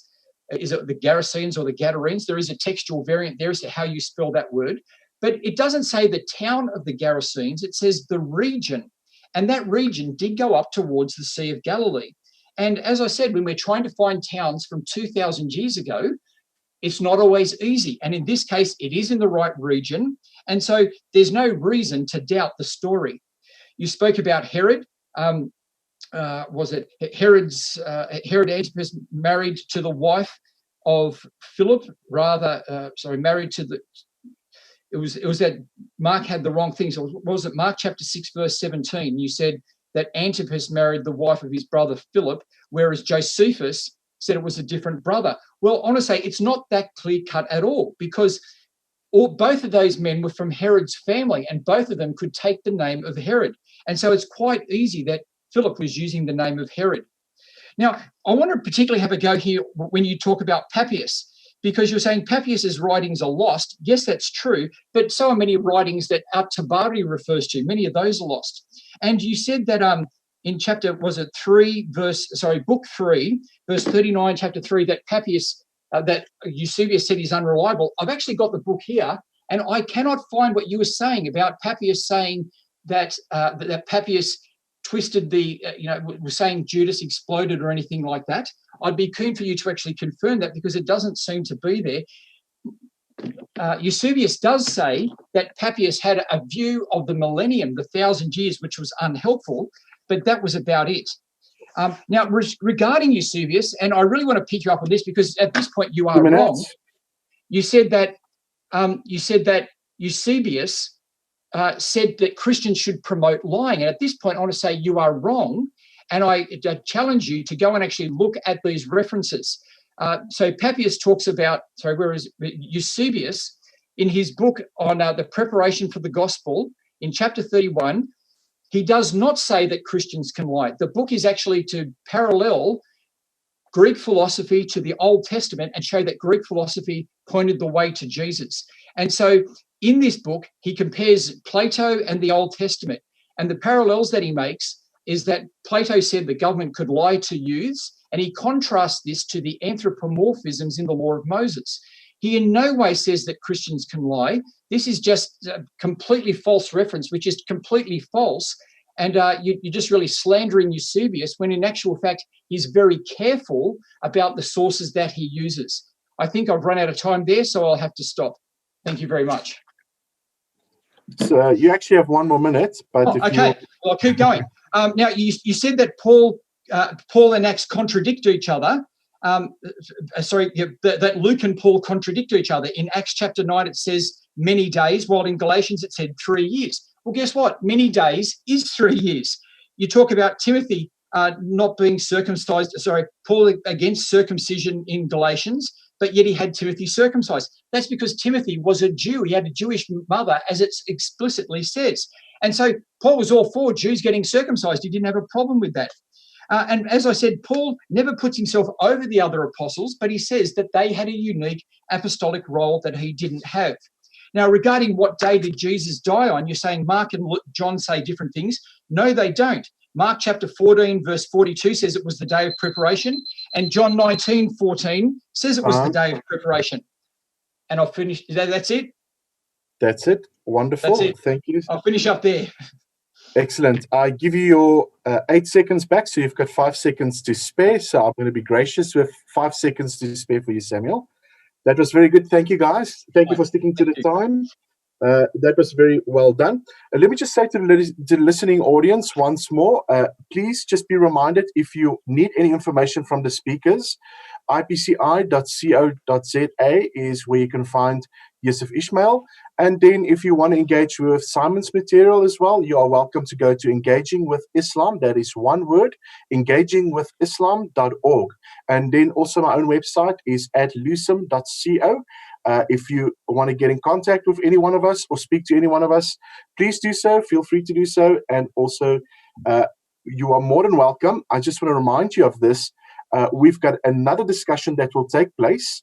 That will be on the 11th. It was scheduled for the 4th, but we changed it to the 11th. So it's not next week Saturday, it's the week after. Again, where Samuel and Yusuf will debate the topic on the satanic verses, narrative, incident, or historical. So please keep your eyes and your ears peeled for that. Okay, so Yusuf, the first 10 minutes cross-examination is yours. When you are ready, you are welcome. Yeah, your screen is ready and set. You are welcome to ask Samuel the questions, and I'll start the timer as soon as you start to do so. Thank you, Yusuf. Rudolph, is it 12 or 10? I thought it was 12. 10. Is it 10 minutes? Okay, then 10. I need to just, because I thought it was 12. Let me just reduce it here. Hold on a second. Okay, Samuel, just quickly, I just want to ask you this question. You said that I kind of slandered Eusebius, but I've got, I don't know if you've got the book here. Is it the Preparatio Evangelica, book number 12, chapter 31 is titled as follows, that it will be necessary sometimes to use falsehood as a remedy for the benefit of those who require such a mode of treatment. I mean, that's what he clearly says, that in certain instances you can use falsehood, and some translations refer to it as lying. So would you disagree with that? That's not what he said? I agree that is what he's saying here. Okay. But hang on, no, I'm agreeing that there is that quote. That is the quote from Plato.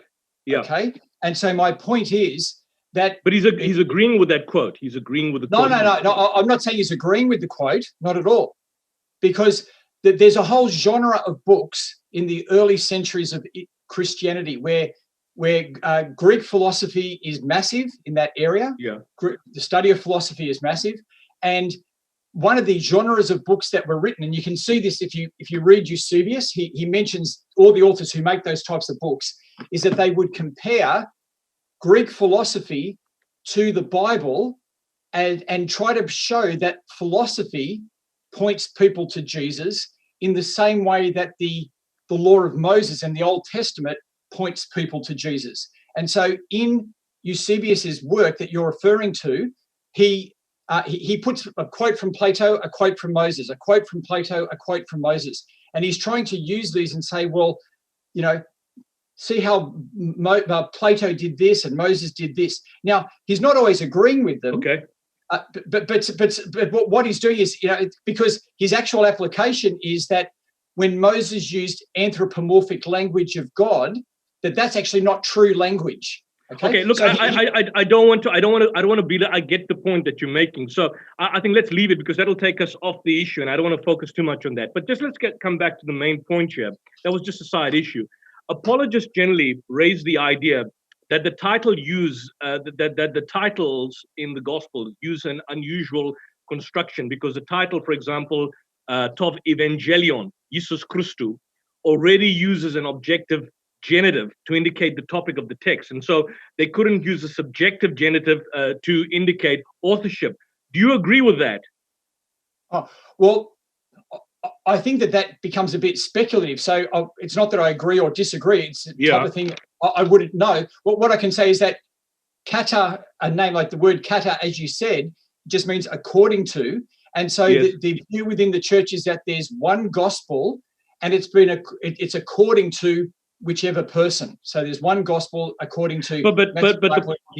Okay, but the point is, I mean, you could, for example, there could be Greek constructions of that can avoid the problem. For example, if they wanted to identify authorship, which they could have written Tov Evangelion, Isus Christou, Tov Marcus, the Gospel of Jesus Christ, the one of Mark. I mean, that could have been done, and ancient scribes who added the gospel titles made no use of such a construction that would clearly have identified an author, and that would have basically ended the debate on that specific issue.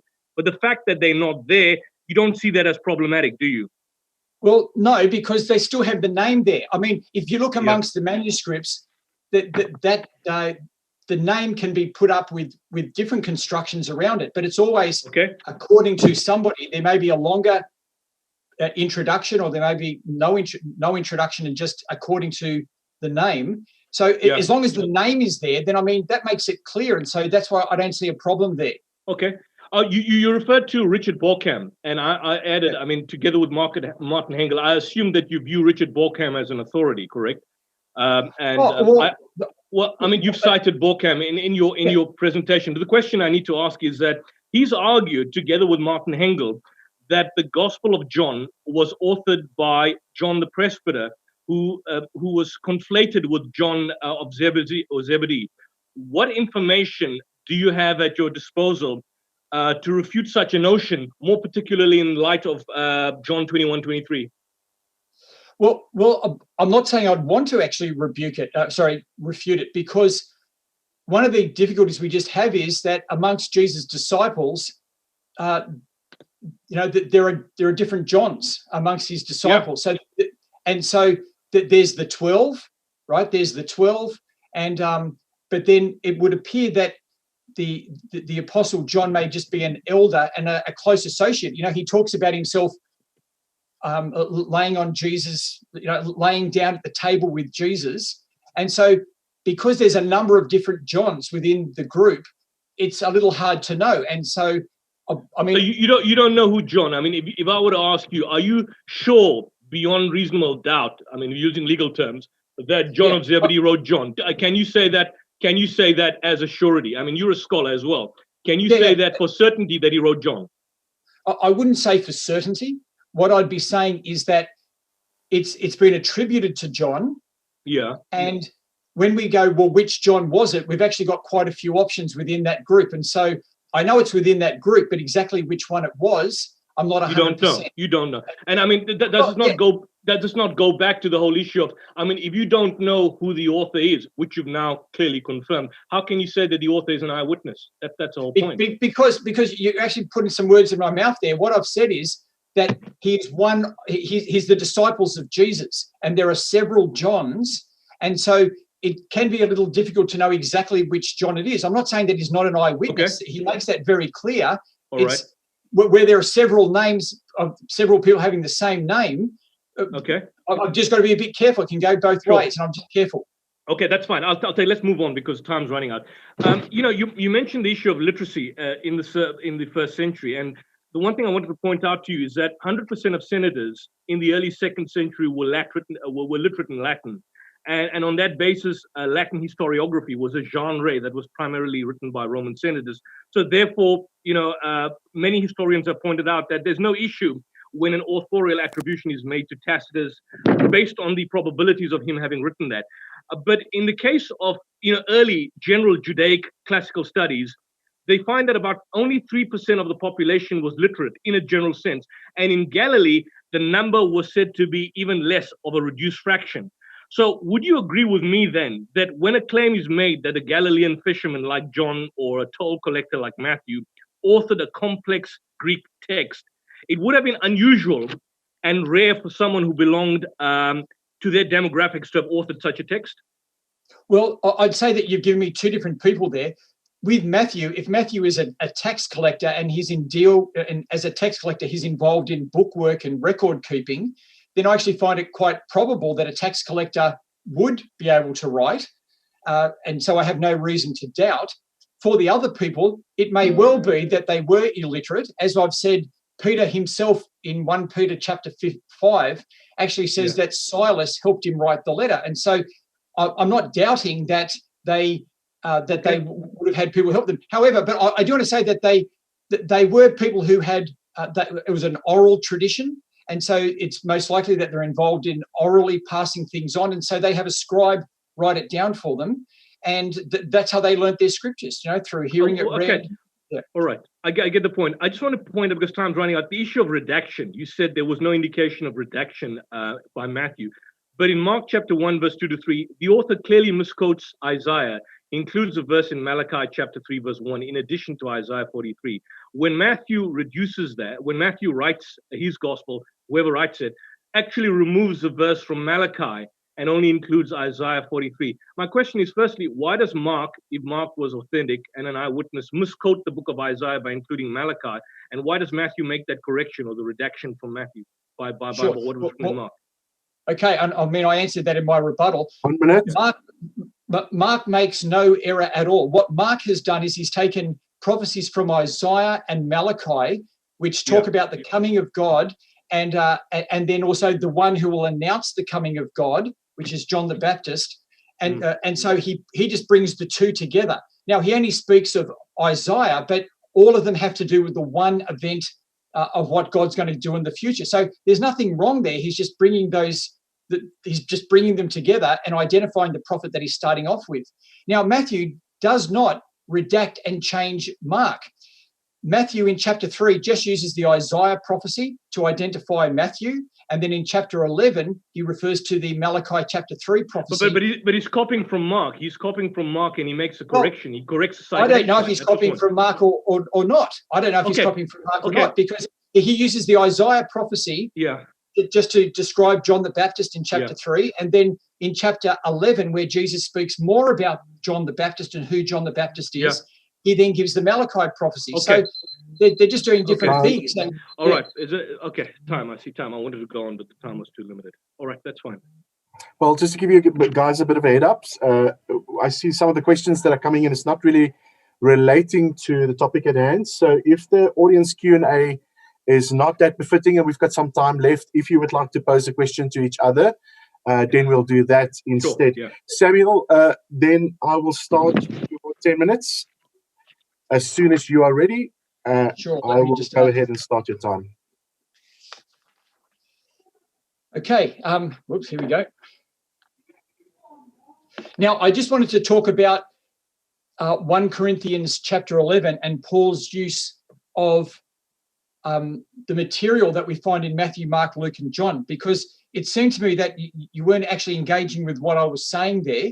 What I was saying is, we know when Paul planted that church, which was at 50 AD, and he says that he gave them that teaching. And so that shows that that teaching was in existence at least 17 years before Jesus, and that this is good testimony to what the disciples were teaching, even though we may not have later manuscripts or anything. But this actually shows that the eyewitness account was in use by at least 17 years after Jesus, and that it hasn't changed because it's what we find in Matthew, Mark, and Luke. Now, do you just want to come back on that? Well, what's the earliest manuscript evidence for 1 Corinthians? I mean, I'm not sure. I know it's rhetorical. It's your turn to question me, but I mean, it's rhetorical since we're having a conversation, because I mean, what you're saying is that there's a teaching that is contained by Paul in the book of Corinthians, and this relates something that Jesus purportedly said to his disciples. And you have a situation in Matthew, Mark, and John where that same incident is relayed. And on that basis, this is an indication of eyewitness testimony? Yes, it is. Okay, but but the point is the books of Matthew and the books of John come much, much later. So, I mean, for the sake of argument, if you're referring to an incident that happened in the past, and you have a book that is written much, much later that alludes to that same incident, and the purported author was purportedly a disciple, how do you come to a conclusion that the writing is in fact eyewitness testimony? The writer was in fact an eyewitness. That's the whole question. Yeah, but because you're not actually engaging with what I'm saying. It's not that they're both reporting the same event. It's exactly the same words. That's my point. Well, and the point is, that's even more problematic, because if it's in exactly the same words, and that would indicate that the Gospels, which come much, much later, were in fact copying. I mean, that's more evidence of copying as opposed to. No, it's not. I mean, no, but it is, because if you say, but hang on, Samuel. If Matthew and John came later and made a reference to this quotation in terms of what Jesus did, and Paul mentions it much earlier, and you have a duplication in a book written much later, that's an indication that the author of that particular writer, you see, this is a problem. We're not saying that that Jesus had no disciples or that he never communicated. What we are saying is that the books that were written are not the books that are attributed to the authors that purportedly, and they were not eyewitnesses. Now, the fact is they may be narrating an information that they got, but that's not eyewitness testimony. No, but that's not eyewitness testimony. You're now cross-examining me. No. Okay, well, I don't want to cross-examine you, but the point I'm trying to say is that the conclusion that you reach to come to that is totally flawed, because you're saying, what I understand is you saying there's something in Corinthians by Paul. Yeah, okay, sorry, you've taken all most of my time. Okay. What I'm saying is, and you haven't addressed with what I've said. What I'm saying is, in 1 Corinthians and in several other places in Paul's writings, he has teaching that he says he got from the Jerusalem church. Yes. Okay. Now, when we compare that to, and we know the date at which he got it, when we then look at the Gospels, we see exactly the same teaching and exactly the same words. This shows that teaching has been passed on, one, from the Jerusalem church, and two, that it's been passed on faithfully. Now, you haven't addressed with that yet. You're going off in other directions. But hang on. I'm not for the sake of argument, for the purpose of the debate, I'm not questioning that teaching. What I'm saying is that when the authors of Matthew and John or the other Gospels narrate this, they are getting a received tradition, and more particularly, if you say it's a duplication of what's contained in Corinthians, it's possible and plausible that they would have got it, the writers of the Gospels would have got it from 1 Corinthians, not the other way around. So that's the point I'm trying to make. You basically, you see, the question is, are the Gospels eyewitness testimony? In other words, the authors, were they eyewitnesses? And my contention is that they're not, on the basis that what they are getting is hearsay. Now, you're referring to a teaching. That teaching may have existed. No one is questioning that for the sake of argument. What we are saying is that those writers of those particular narratives, the Gospels, would probably have got that in terms of what's contained in 1 Corinthians. You cannot exclude that as an argument in terms of where they got that. Yeah. No scholar would say that Matthew, Mark, and Luke quoted 1 Corinthians, right? No, nobody's saying that. Say that. No, nobody's saying that. But I'm saying that there could be a tradition that flows from that. That's my point. Yeah, there's a tradition, and I have no problem with that. But if there's a tradition that flows from that, which is now contained in the Gospels, it doesn't make the writers of the Gospels eyewitnesses to the time of Jesus. That's the whole point. It doesn't prove the case that the authors are eyewitnesses. They could have been a received tradition that passed on from generation to generation. There's no problem with that. But it doesn't make them eyewitnesses. Yeah. Like someone quotes you. Yeah. Go ahead. But this gets back to our definition of what eyewitness is. And I'm saying that tradition that has been passed on is faithful eyewitness information. The eyewitness information has to be passed on. It has to be passed on. And I've showed that information that has been passed on can be traced right back to the 30s. Okay. Now, look, we're going to stop there. Okay. What do you think about my idea when I showed that the Quran talks about how the disciples of Jesus would succeed, and they would be the ones who would, I can't remember my exact phrase, but they would be the ones who succeed, and that they'd succeed over the others. Now, if that's the case, then these are the Gospels that have succeeded. These are the Gospels that have come to us. So why is it that Muslims don't read Matthew, Mark, Luke, and John? Well, it's basically because of the fact that these are not actual documents written by Matthew, Mark, Luke, and John. And there's no evidence that has been presented that these were the Gospels. There were a number of Gospels, competing Gospels. I think the main point is this, Samuel, and maybe we at loggerheads on this issue. Hearsay is the evidence of a statement that was made by other than a witness. And I think you have to agree in the debate itself. That's what we basically got. You may have a different understanding of eyewitness testimony, but eyewitness testimony is specific. If a person gives an account or sees an account, refers to an account given by a person who witnesses an event and then narrates it, that's an eyewitness testimony. Yeah, okay, but hang on. But that's a claim that most of the fundamentalists make. Sorry? Well, you've changed the subject. I was talking about the Quran says, right, you changed the subject. The Quran says that the disciples of Jesus, amongst all the Jews, will succeed, and that what they do will go forward. Now, you mentioned there are other Gospels. There were, but they didn't succeed. The Gospels that did succeed are Matthew, Mark, Luke, and John.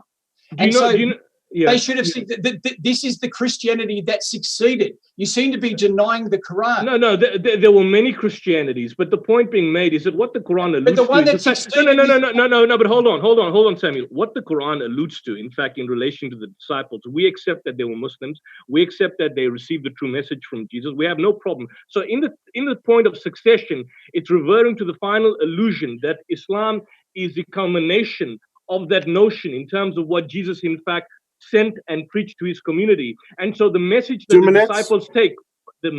the disciples in fact took at the earlier period finds its fulfillment in the teaching of the Quran. Go to that verse itself, Surah 60. It's not actually, it has to be read in the context of the Quranic point. What it's saying is that the message of the disciples and Jesus' preaching is vindicated by the Quranic text, which in fact means that Islam is a culmination, a fulfillment of the teachings of Jesus and, of course, the disciples. This doesn't now in any way indicate or signify, that at the subsequent church councils, they were now they were overlorded over other competing councils or other Christianities, and so therefore they gained some degree of superiority in terms of intellectual dominance within that world. That's absolutely not what the Quran is alluding to. Go to the verse and we'll deal with it. I quoted it before, and what it says is that the disciples of Jesus are the ones who were successful and will prevail. And what I'm saying is that the Christianity that prevailed is the Christianity that we have today. Otherwise, it didn't prevail. The one that prevailed is what we have.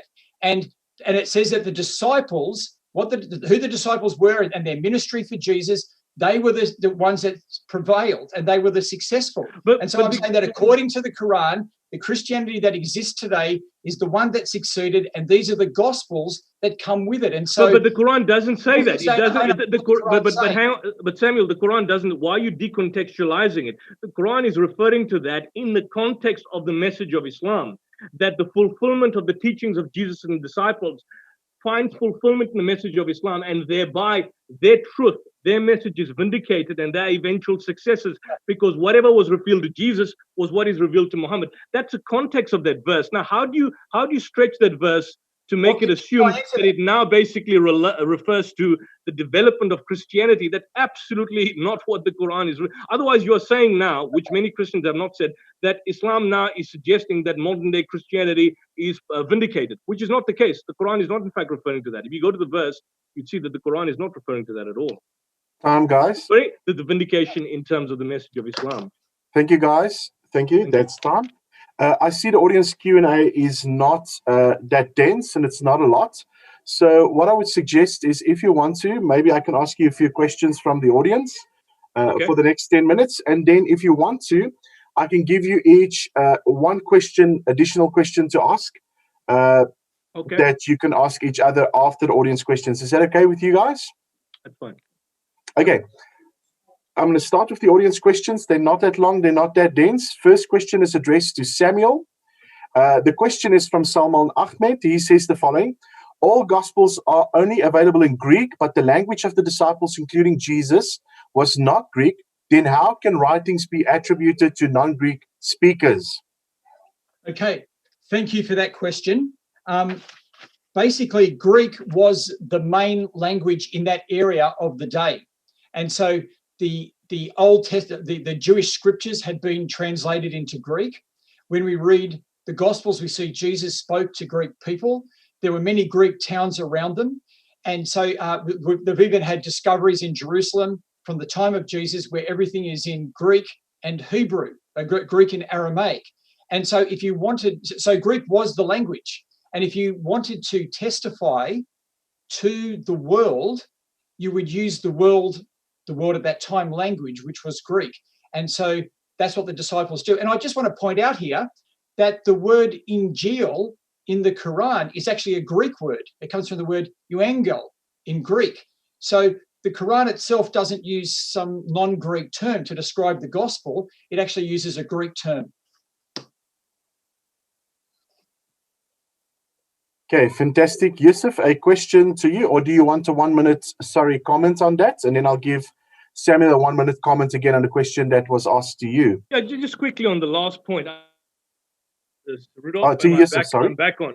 Yeah, question. Could I just address that quickly, Rudolph? Because I seem to I'm just losing you guys. I can give you 1 minute. Okay, yeah, just 1 minute on that specific issue. Yeah, just quickly.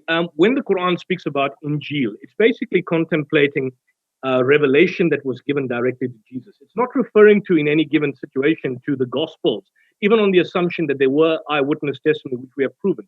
It's referring to a revelation that vouchsafes directly to Jesus. And I know Samuel made point about the fact that Injil, it comes from the Greek evangelion. That's possible. What you have in the Arabic language is linguistic borrowing. There's no problem with that. But the point is that it's contemplating revelation given to Jesus. And that is distinct from now saying that is equivalent, or you can create some sort of equivocation with the biographical information mentioned by Matthew, Mark, Luke, and John. I know Samuel tried to create the equivocation about the fact, when I raised the issue of illiteracy, that how could John, being an illiterate fisherman, write the gospel? And the Muslims are now claiming that the Quran is in fact a miracle from God because the prophet was illiterate. But that's not the point. We believe in verbal revelation. You believe that God inspired men to write, and they wrote in accordance with the idiosyncrasies. So the nature of inspiration and the nature of revelation are two different ideas entirely. So just to clarify the point, when we refer to Injil, we're referring to revelation given to Jesus, not what Matthew, Mark, Luke, or John in fact wrote, even from the Quran. Okay. Thanks, Yusuf. Time's up. All right. Okay, sure. Excellent. Yusuf, here's a question for you from the seasoned apologist. And let me just read it out for you. It says the following. Yusuf mentioned in his opening that one of the reasons why the Gospels are not based on eyewitness testimony was that the authors did not speak or write in the first person. However, we see that this was a well-known written style known as Iliism. This was used in the Gallic Wars of Julius Caesar, a commentary on De Bello de Gallico. Why would Yusuf say this when he is negating the point? No, I think the question by seasoned apologist has failed to understand what I'm saying. I made the point that if he was listening, he would have known that I did make the point that there was a style of writing whereby individuals would write and refer to themselves. And you can clearly find that in the Annals by Tacitus and the commentaries on the Gallic War by Julius Caesar. But the point I was making is that they basically shifted and they changed, and there was, this was a stylistic rendering in terms of how people communicated. Now, I'm prepared to give you the benefit of the doubt that that could be possible with the Gospels, but it's clear that in the text that we have internally, that there seems to be an exclusionary element. Now, here's the other point from that, is that I made the argument that, generally speaking, 100% of Roman senators in the 2nd century were literate in Latin. So if you were to make a claim that Tacitus, a Roman senator, for the sake of argument, wrote a historical work like the Annals and the Histories, that is not an extraordinary attribution, because generally speaking, history at Rome was mostly written by senators for senators. So that's not basically extraordinary. But on the other hand, when you make a claim that a Galilean fisherman like John, who had absolutely no elementary skill in terms of writing complex narratives, could author a complex Greek gospel, that could become a problem. So I think seasoned apologist needs to go back. I said in a general, that is one argument, that the stylistic rendering of the text, it seems to be from the 3rd person. But I said that there was a style of writing in the 1st century where people could write in that particular fashion. But I'm saying that's not the only reason why we reject this. We are saying that more than that, not just simply is it written in the 3rd person, but if you look at the aspect of the literacy, if you look, for example, at the testimony, if you, for example, look at the authorial attribution that comes centuries later, there was never a debate as to whether Tacitus wrote the Annals and the Histories. There was never a debate as to whether Julius Caesar wrote the commentaries on the Gallic War. This was never in dispute in history.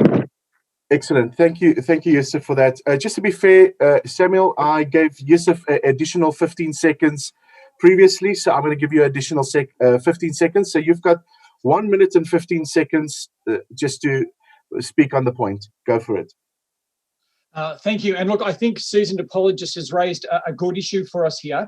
And I'd also like to point out that the Quran sometimes uses the 3rd person in chapter 9, and there are big sections of it which are in the 3rd person, where the author of the Quran speaks of himself in the 3rd person.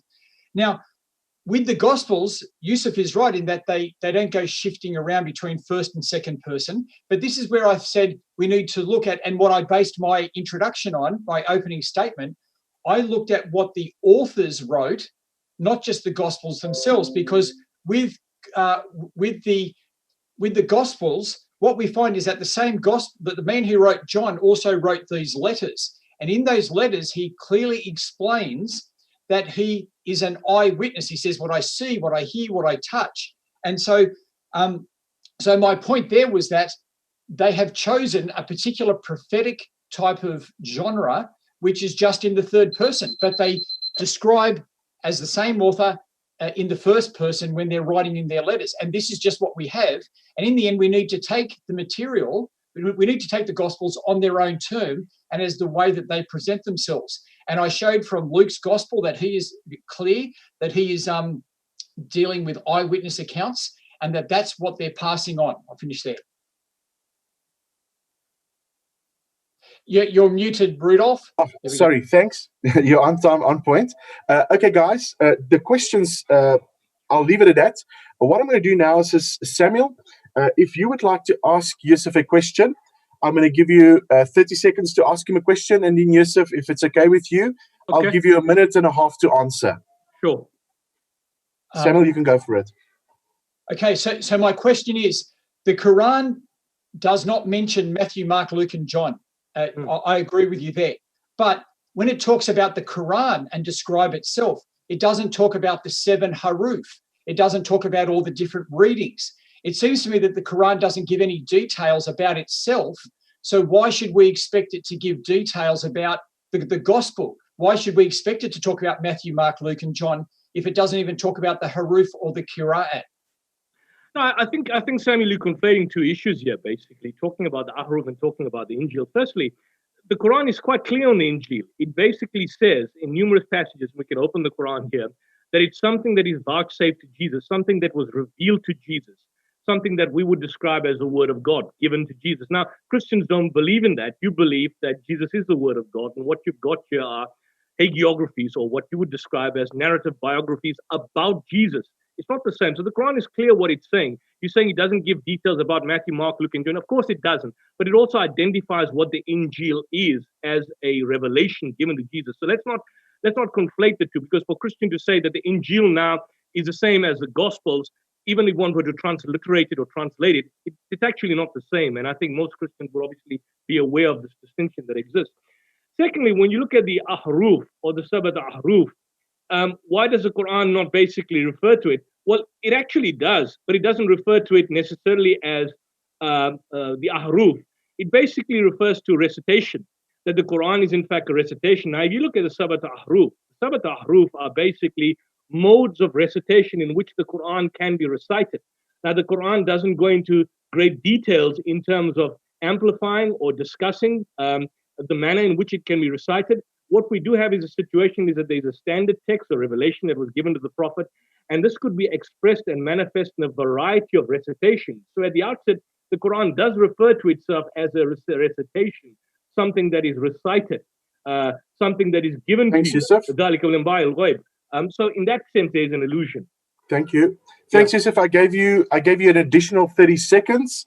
Okay. So what I'm going to do is I'm going to give you a question for 30 seconds, and then Samuel, I'm going to give you the same time as well. Okay, that's fine.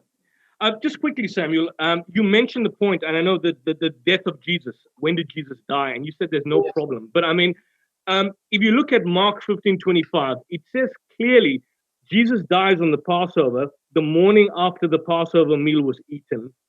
And in John chapter 19, verse 14, it says that Jesus died at noon in the afternoon. Some would say 3 p.m. But it goes on by saying that that was the day of the preparation for the Passover, the day the lambs were slaughtered. Now, my point to you is that despite how much you would attempt to reconcile it, the contradiction still remains. I mean, similar in many instances, for example, like the death of Jesus. He commits suicide in the one instance, or he hangs himself and he falls headlong and his entrails burst. You'd have to create a gospel harmony, like a diatessaron, to reconcile it. But in this instance, there is no reconciliation. So how do you explain? Yusuf, how do you explain the two? Thank you so much. You got a little bit more time there. You got 17 seconds. Okay. So I'm gonna have to give that to Samuel just to be fair. Fine. So Samuel, I'm gonna give you that seconds. Again, in order to read through all those verses now, I can't do that. But what I'd point people to do is to go to Mark chapter 15, verse 42, where it says it was the preparation day, the day before the Passover, and John chapter 19, verse 14, which says it was the day of the preparation of the Passover week. And then it explicitly talks about it being the high Sabbath for that Passover. And so they're just the same day. I mean, I don't know what else I can say there, except that they're just the same day. Now, you spoke about reconciling things, I think, and harmonizing things. Well, we do. I mean, if you actually look in the Quran and you look at who came to Mary, was it the Spirit comes to Mary or was it angels? Muslims do harmonizing as well. You have those two things, and there are big lists where almost any event in the Quran, if you look at where it's said somewhere else, different words are given, different people are said there, said to be there, and you have to work through that process yourself. Now, that's what I'm asking us to do. That's what I'm saying we do as Christians. We don't deny doing it, but you do that as well. Now, with Judas is an interesting one because in Matthew it says that he hung himself.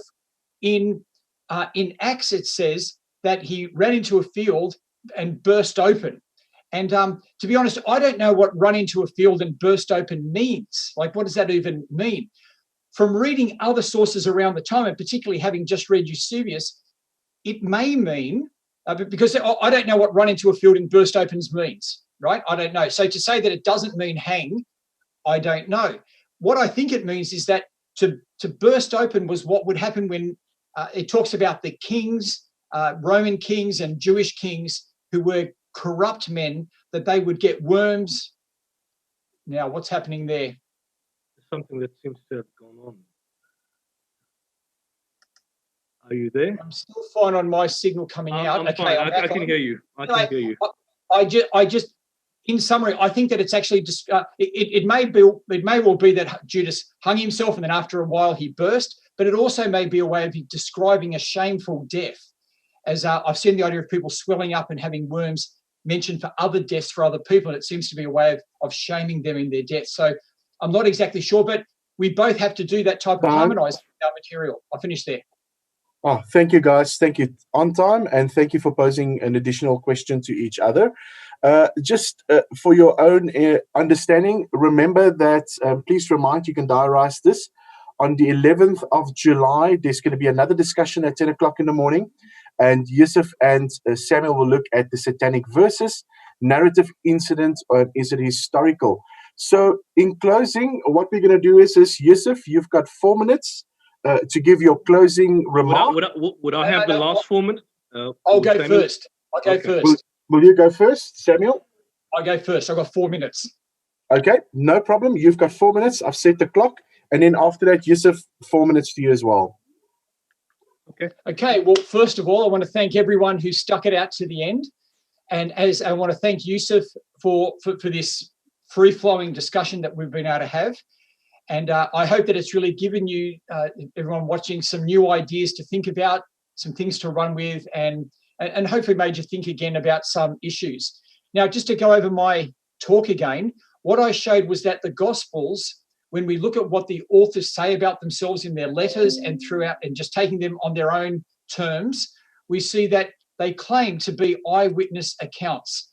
Now, Yusuf and I had a different definition of what eyewitness means, but what I mean is just that the eyewitnesses tell their stories and they give their teaching and their testimony to Jesus, and then someone writes that down and then passes it on. That's the case with Luke and Mark, and I think that that's quite a reasonable description of eyewitness testimony being passed on. Matthew and John, it's different. They are actually the apostles themselves. We saw that the type of witness it is, though, it's not the normal witness that we may expect. It's the witness of prophets. It's the witness of Scripture, and so it has its own particular way of doing things in the way it does as it proclaims Jesus as the Messiah. When it comes to the reliability of it, I looked at how there is evidence for the gospel material that can be traced right back into the 30 ADs, that because we've got letters of the Apostle Paul, who was using this material before the Gospels were written, we can actually see the same material in an earlier stage of history. And that shows us that what we find in the Gospels today is from the eyewitnesses and that it hasn't been changed. We also saw that there are multiple witnesses, different people giving testimony to this, and I showed that on my table, how they all give the same message to Jesus, and eyewitness accounts should agree with each other. And again, that's what we find. We looked at how the Bible fits in with history in terms of discussing the ideas that were going on at the time, and how even small things like the names, getting the names right, has now been shown to be correct as we've looked at tombstones and what names people had at that time in that place, and that it fits in. And I showed how on many things where scholars have said, oh, the Bible's not reliable, it's not eyewitness. Well, we've actually dug up things, archaeologists have dug things up, and the Bible just keeps, the Gospels keep getting proven to be true. I looked at some of the objections, and I've answered those. I won't go through those now. But for my last one, I do want to say again that the Quran itself actually says that the disciples of Jesus will succeed and prevail. And the Gospels that have succeeded and prevailed, that the Quran actually says are with the Christians. It says the Gospel in chapter 5, it says the Gospel that was given to Jesus is what the Christians have. And what is that? What is the Gospel? It's according to Matthew, it's according to Mark, it's according to Luke, it's according to John. That's just how the Quran reads. It says that the Gospels Christians have is what Jesus had. So I want to thank you for sticking out here, but I actually want to finish by saying, if you love Jesus, if you want to find out about Jesus, if you want to find out what God has done for you, then you can do that. You can get a Bible and read a gospel account. And I want to encourage you to do that, to go and get a New Testament. Ask a Christian if you're a Muslim. They'll give you one. Go and read Matthew, Mark, Luke, or John. Take the Bible on its own terms. Don't just let people turn you away from it, but go and listen to the eyewitness accounts from the disciples of Jesus themselves and find out what God has done for you. Thank you very much. Thank you, Samuel. You've got 5 seconds left. So I suppose, Yusuf, your final closing remarks. You're welcome to start when you are ready. Is it 4 minutes or 5 minutes? 4 minutes. 4 minutes. Okay. Thank you, Samuel. You've been a gentleman and a scholar, just like my friend Rudolph. I seem to like both of you. Firstly, looking at the Surah 60, I think Surah 60 about the Quran, the disciples will succeed. It doesn't now in any way mean or vindicate the fact that the New Testament is uncorrupted. The Gospels are in fact eyewitness testimony. Not at all. If you look at the context of the verse in terms of succeeding, what did they succeed in? They succeed in the message that the eternality of the message of Jesus, as passed through to his disciples and of course the society around them, would find the fulfillment and culmination in the revelation of the Quran. That is what the Quran is referring to, not in any way referring or alluding to the New Testament or the Gospels being eyewitness testimony. Now, I pointed out the fact at the outset that the Gospels are ahistorical hagiographies. They're apologetic motifs which want to prove certain theological points, and this can be clear in the evolution, which you obviously dispute.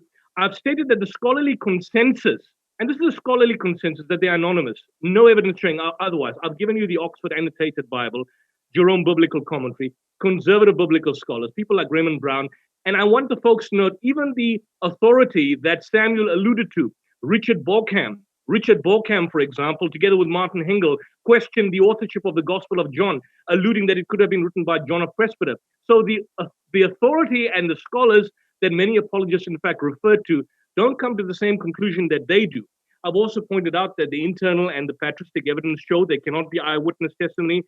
We don't have any autographic manuscript of any gospel. The earliest manuscripts have grammatical variations. And what we've got is the writings of Papias, or the Papias who draws from oral tradition dating to 120. We don't even have any writings of his. We've got a hearsay testimony from Eusebius dating to the 4th century, referring to the writings of Papias, that Papias makes these particular references, but nothing particularly from Papias. I pointed out that the literary levels are extremely low, and the probabilities of them writing these complex Greek texts would be greatly diminished in view of the fact that the vast majority of the people living in Galilee, in terms of the literacy standard, would be less than 3%. The isnads don't stand up. The so-called chain of transmission doesn't chain up. The suspects are narrated.